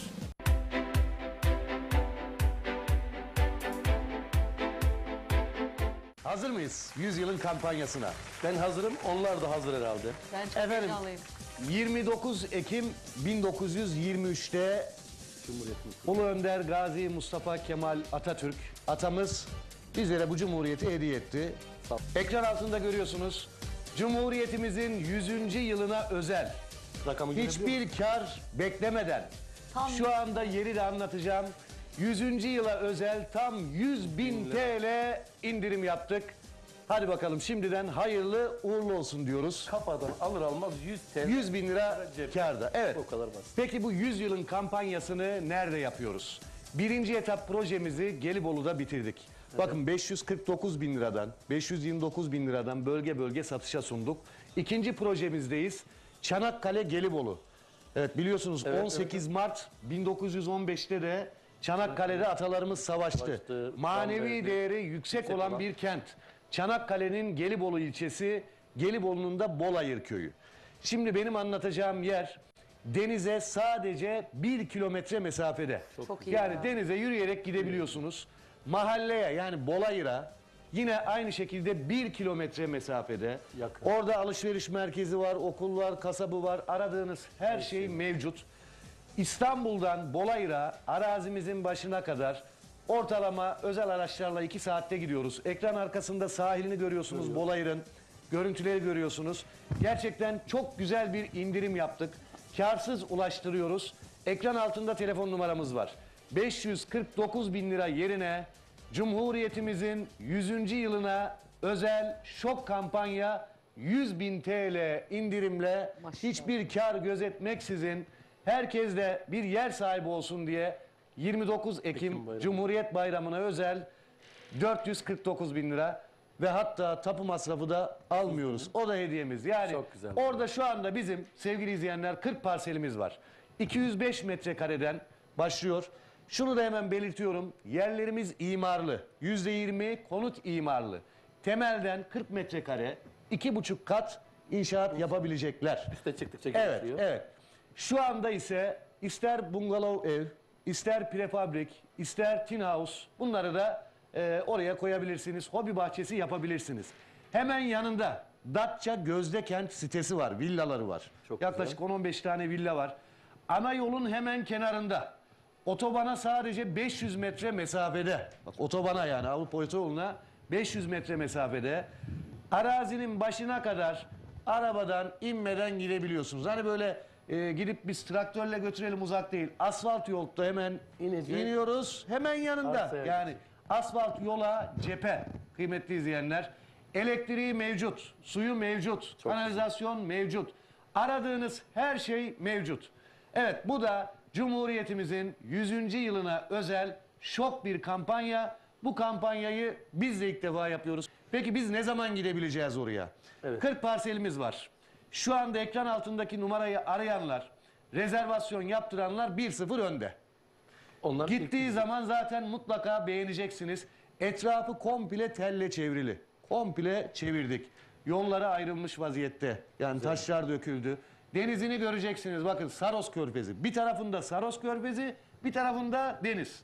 Saros Körfezi'nde ben açıklamak istiyorum. Kendi kendini temizleme özelliğine sahip. Körfez pırıl pırıl.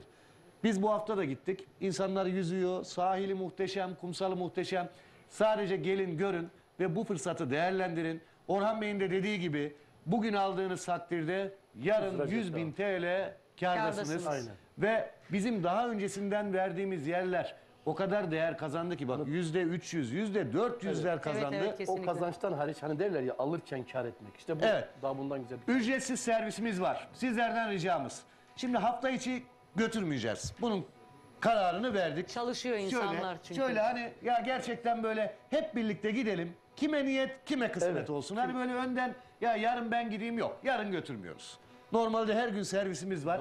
Biz bunu şöyle değerlendireceğiz. Cumartesi ve pazar olmak kaydıyla. Siz hangi gün müsaitseniz. Cumartesi ise şimdi ekran altındaki numaramız 0212 486 39 çift 0'ı arayın.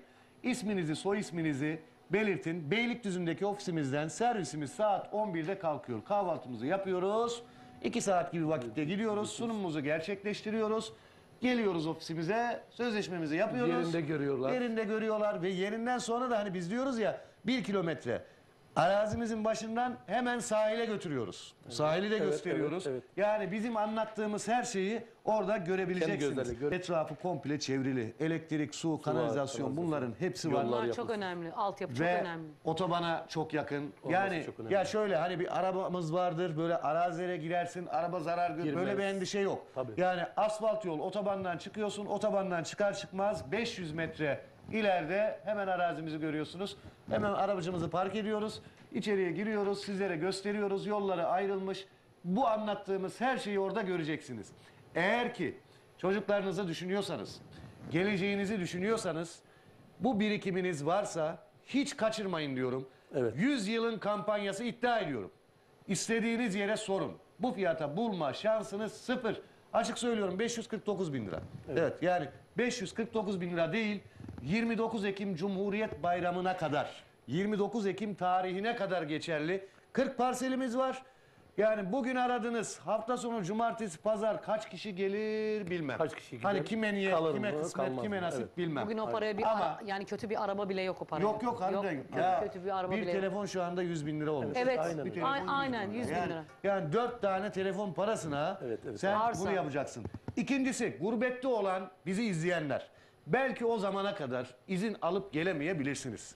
Gurbettekilerimiz de Gelibolu'nu çok severler. Hani o bölgeleri çok severler. İşte Ben Almanya'dan, gittim, gördüm, çok Fransa'dan, güzel ama. Hollanda'dan, işte Danimarka'dan, İsviçre'den, İsveç'ten bizleri izleyenler varsa mutlaka yakınlarınızla irtibata girin. Gelsinler, görsünler, vekaletinizi verin. Hemen tapunuzu sizin adınıza o vekaletle Gelibolu Tapu Dairesi'nde yaptıralım. Bu fırsatı kaçırmayın. Çünkü bir ay sonra yani bu 40 parsel bittikten sonra biz normal fiyatımıza Fiyatlara döneceğiz. bir şekilde döneceğiz artık. Bu sadece tekrar söylüyorum. Cihat Bayram kardeşimle benim bir projem oldu. Ya Cumhuriyet bize hediye edilmiş. 100. yılını kutluyoruz. Biz de dedik ki yani bu kampanyayı hediye edelim. Yani bunu yapalım dedik.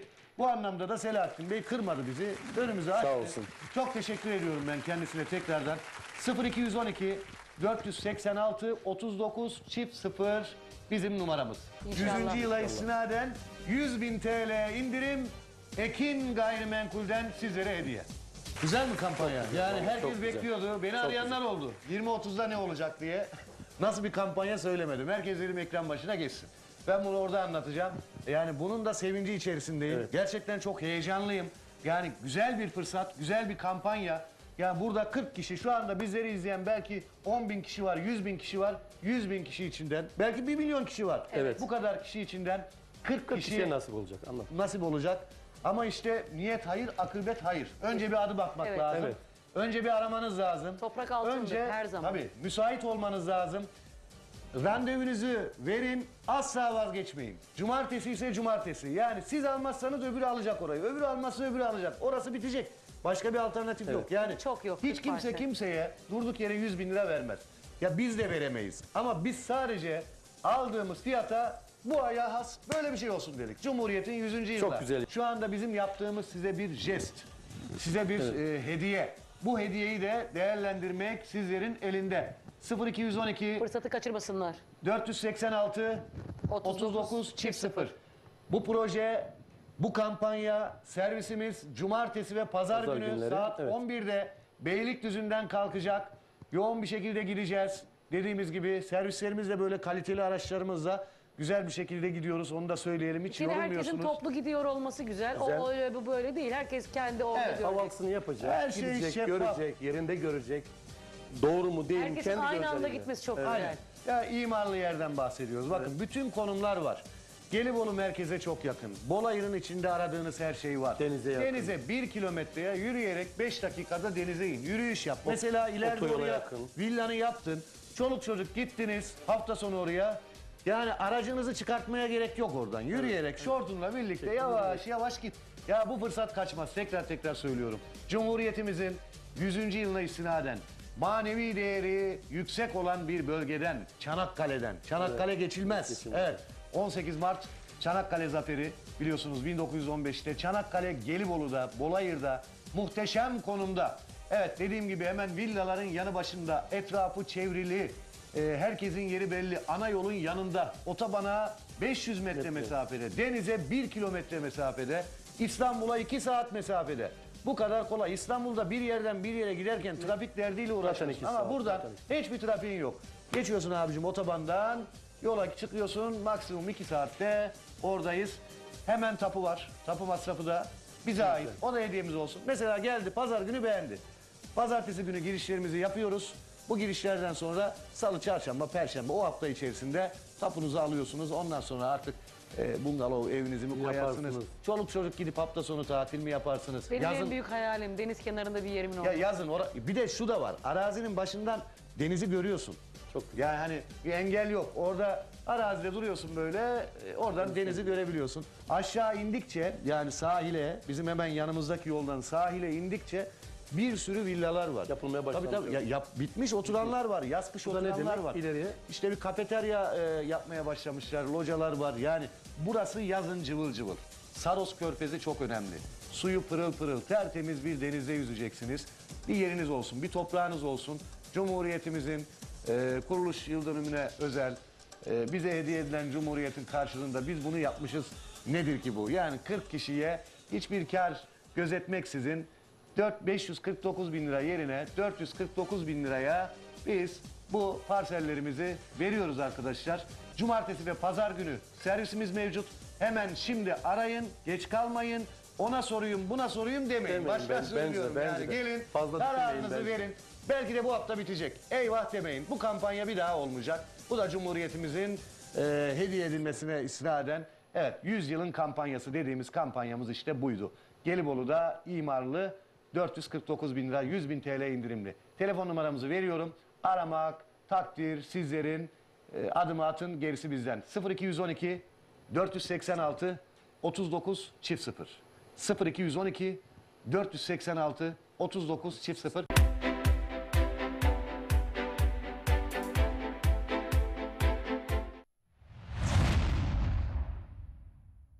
O yar selamını kesmiş, gülüşleri bana nispet. Ne dedim de neden küsmüş, bakışları bana nispet. Hüseyin Kaya'nın hazırlayıp sunduğu Gönül Teli programı her pazartesi saat 19.30'da Ekin Türk TV'de sizlerle.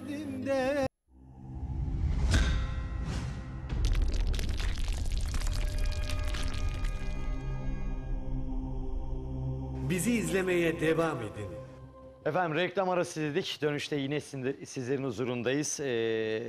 İMO Mutfak Eşyaları sponsorluğunda birliklerimiz devam ediyor. Malatya Konfederasyonu Gençlik Kolları Başkanı Sayın Murat Eres konuğumuzdu. Ve yine Mesut Salman o muazzam eserleriyle sizlerle birlikte oldu. Artık son demler, artık son 10 dakikamız.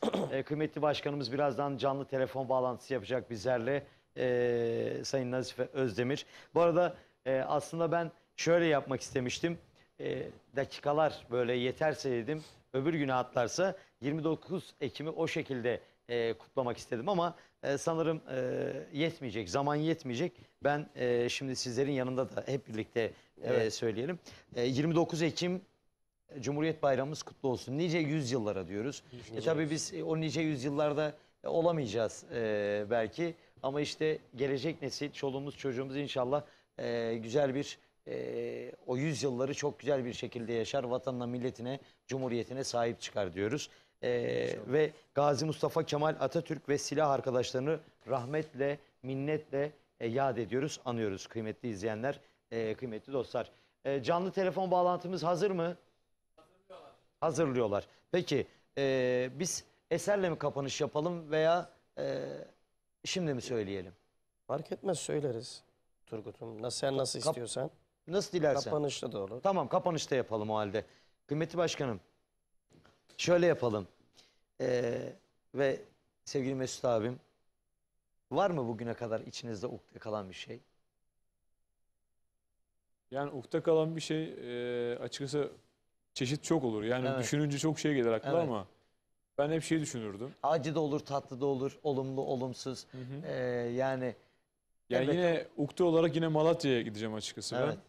ben. Şöyle o deprem anını, işte o afet anını falan böyle hep böyle dinledik. Hep böyle işte izledik, dinledik, hani gördük diyelim ama yaşayamadık.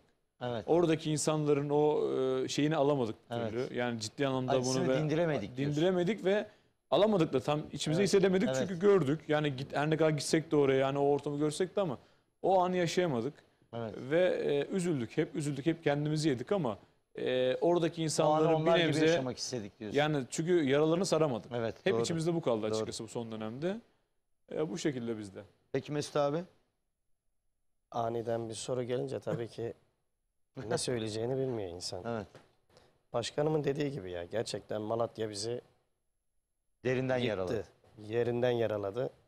Yani bir de bu sene Malatya hem bu deprem olduğundan dolayı mı, olmadığından dolayı mı Malatya'ya da gitmedim bu sene. Evet. Tam tersi. Evet. Hiç yolum da düşmedi Malatya'ya. Evet.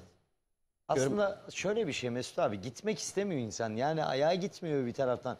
Şimdi bir hayali yıkılmış. Ya düşünebiliyor bir musun? de bizdeki bir Malatya Malatya'da- sevdalısı başka Tabii, bir şey gerçekten. Malatya'da yapmak istediklerim var. Giderken işte uzun yol yaparken veya uçakla giderken Ya şimdi bir şeyleri hayal ediyorsun. Diyorsun ki ben Malatya'ya gideceğim. Malatya'da Bakırcılar Çarşısı'na gideceğim, kebap yiyeceğim. Evet. Şire Pazarı'na gideceğim, kayısı. Yani her yer yıkıldı. Hayaller gitti. Gerçekten. Peki devam ediyoruz. Bizim programımızın yeni formatı, böyle hazırlıyoruz. Keşke yapmasaydım dediğiniz bir şey var mı? Yani aklıma bir şey gelmiyor.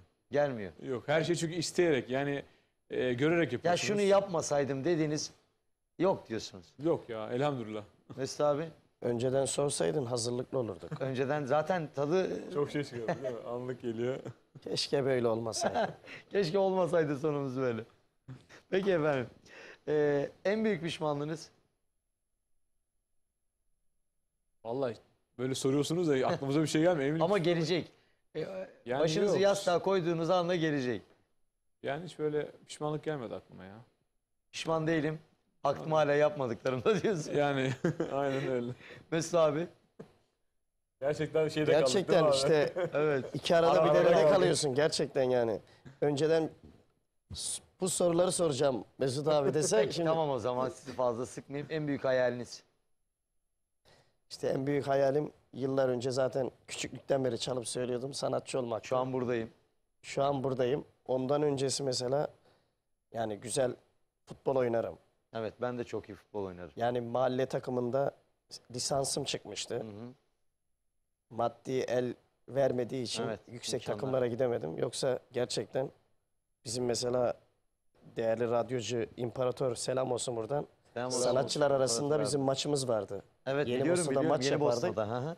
Sanatçılar arasında, radyocular arasında maçlarımız olurdu. Evet.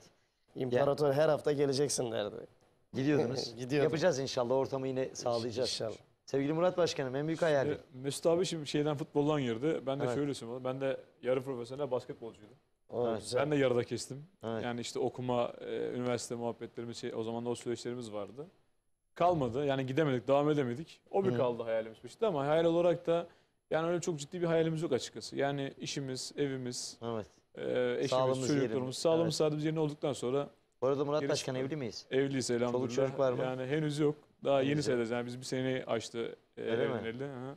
Eşim Merve Hanım'a da buradan selam söyleyeyim tekrardan. Selam olsun. Yani kendisi benim için de değerlidir. Yani bu Evet. şekilde bir Rabbim ömür boyu süreçteyiz. mutluluklar versin Amin. inşallah. Allah razı olsun. Teşekkür ederiz. En büyük hayaliniz? Evet. Evet bu arada kıymetli dostlar canlı bir telefon bağlantımız var. Hazır mıyız? Alo.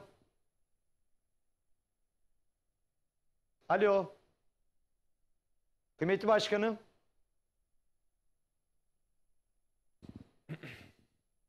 Başkanım sesimizi alabiliyor musunuz?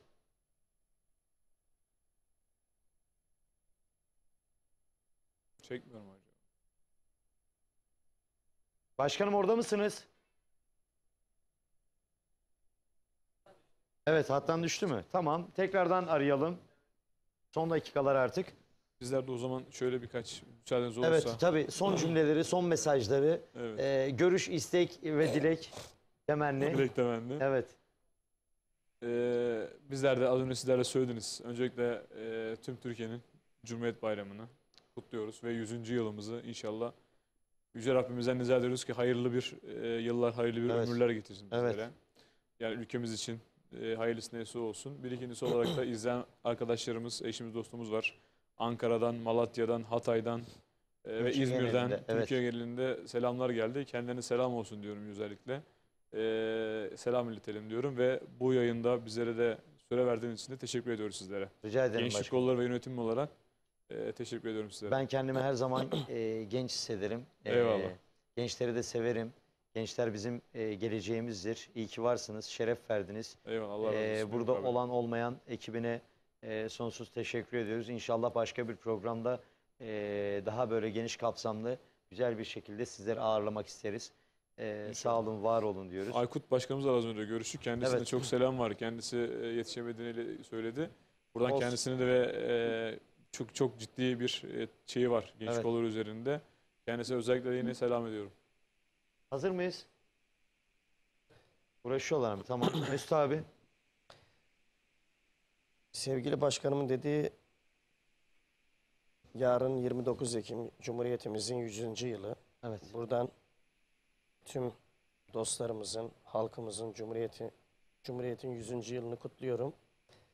Ve benim çok değerli sponsorlarım var. Bana her zaman maddi manevi her zaman yanımda olan destek veren Malatya Arapgir Eynür Köyü'nün çok değerli genç iş adamlarından. Özür dilerim. Arapgir dedin. Ben demin bir mesaj Cemal Uzun Başkanım. Yani o mesajı atlamışım. Cemal Uzun Başkanım yazmıştı. Özür diliyorum. Bölüyorum. İyi yayınlar Turgut kardeşim, muhteşemsiniz. Konuklarınıza selamlar demiş Cemal Uzun. Cemal Başkanım. Malatya derneklerine farkındalık getiren adam. Eyvallah. Getiren başkan, getiren karakter. Cemal abim gerçekten benim için çok değerlidir. Arapkir demeseydim vallahi atlamıştım. Çünkü mesajları öyle ara ara yer verebildik. Malatya Arapkir Eynir Köyü'nün çok değerli genç iş adamı Hasan Hüseyin Güzel ve kardeşi Süleyman Güzel'e çok teşekkür ediyorum. Ve Tokat Ohtap Yağmurlu Köyü'nden yine Tokat Dernekler Federasyonu Başkanı İlhami Özel ve babası Rıfat Özel amcama buradan Özel ailesine selamlarımı gönderiyorum. Yine aynı köyden Tokat Yağmurlu Ohtap Köyü'nden Ali Rıza Yılmaz. Hazır Ali mıyız? Rıza Yılmaz abime buradan sonsuz teşekkür ediyorum. Çok değerli kuaförüm Savaş Aslan ve babası Süleyman Aslan'a da buradan selamlarımı gönderiyorum. Şimdilik bu kadar. Bu kadar. Teşekkür Benim ederiz. çok değerli bir kirvem var. Tamer Metin. Carlos Baba, ona buradan selamlarımı Selam olsun gönderiyorum. Carlos Baba'ya. İçeride miyiz? Alo. Başkanım. Öyle mi? Hatlarda problem var. Bağlanamadık. Sanırım başkanımın da bulunduğu yerde telefon çekmiyor.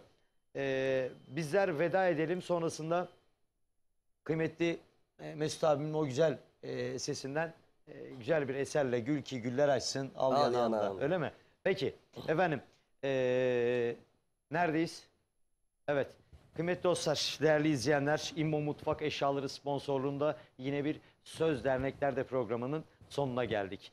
Bu haftaki konuklarımız Malatya Konfederasyonu Gençlik Kolları Başkanı Sayın Murat Erezmi yönetimiydi. Yine sazıyla, sözüyle, o muhteşem eserleriyle kıymetli hemşerim, değerli abim Mesut Salman bizlerle birlikteydi. Ekranları başında efendim saatler 10'u gösterdiğinde, yani 22'yi gösterdiğinde, ekranlarını açıp saatler 24'ü gösterdiğinde 2 saatlik dilimde bıkmadan, usanmadan bizleri takip eden siz değerli izleyenler, sonsuz teşekkür ediyoruz. Efendim haftaya bir başka programda, bir başka Söz Dernekler'de programında buluşuncaya dek. Hoşça kalın, dostça kalın, her şey gönlünüzce olsun. Öncelikle tabii ki bizi sosyal medyadan, Instagram'dan Mesut Salman Official olarak takip edebilirler sevenlerimiz, dostlarımız. Turgut Reis Ekin olarak da beni takip edebilirler. Tabii, Turgut Genç Reis Mahsup Ekin olarak da bizi takip da- etsin o zaman. Genç Mahsup olarak da kıymetli Genç Master olarak da Murat Başkanımızı. Eyvallah. Evet.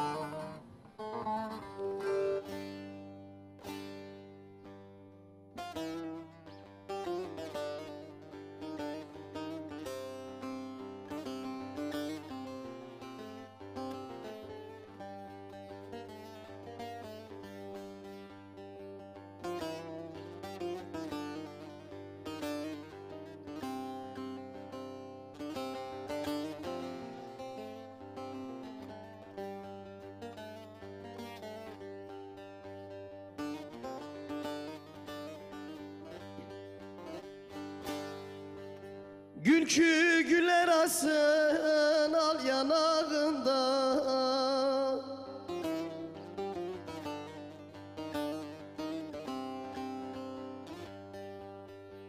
yanım sola dönük yatam sağında.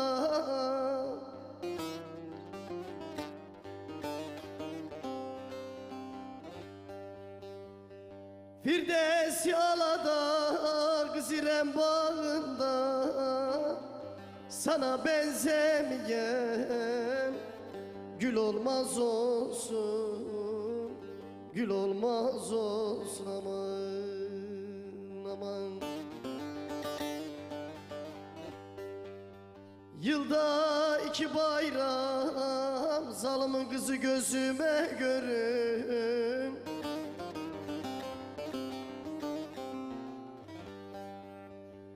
Hasretine katlanamam, ölürüm.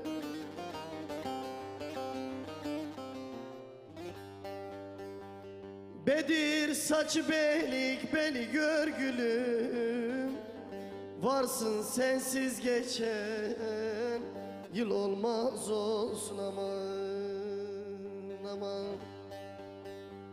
Sarı saçı sırma ile örgülü, varsın sensiz geçen yıl olmaz olsun aman aman.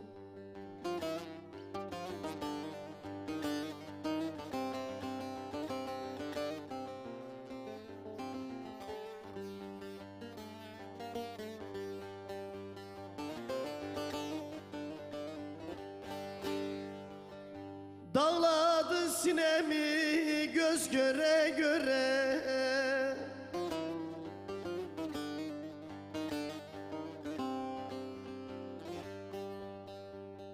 bir günün içinde öldüm bin kere.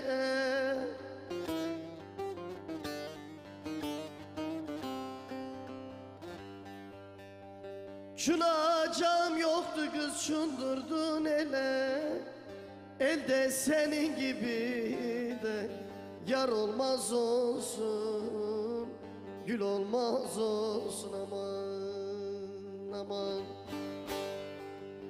Ettin kulduranı derde müptela,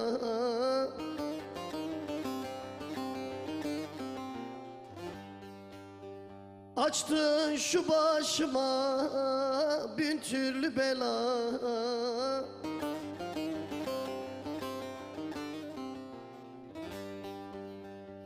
Yetmiye muradın kız ellere kala, her dem iki yakan bir olmaz olsun aman aman.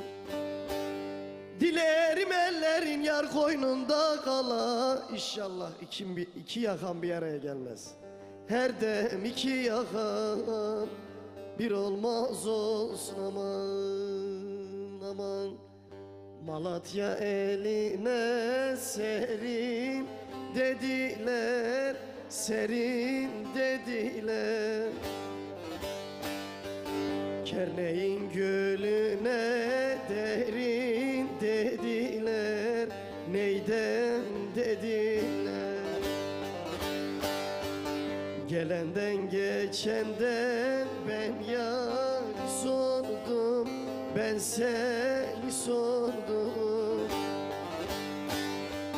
İkindiye kalmaz gelin dediler, gelene kurban. İkindiye kalmaz gelir dediler, gelene kurban.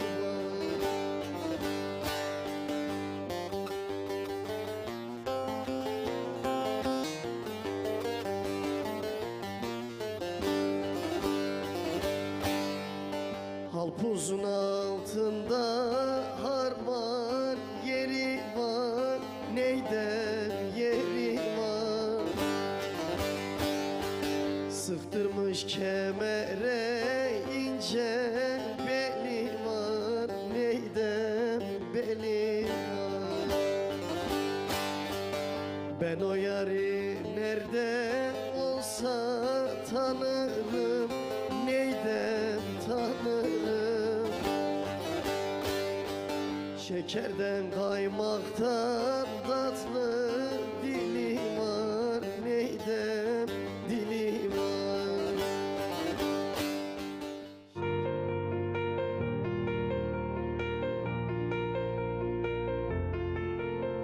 İmmo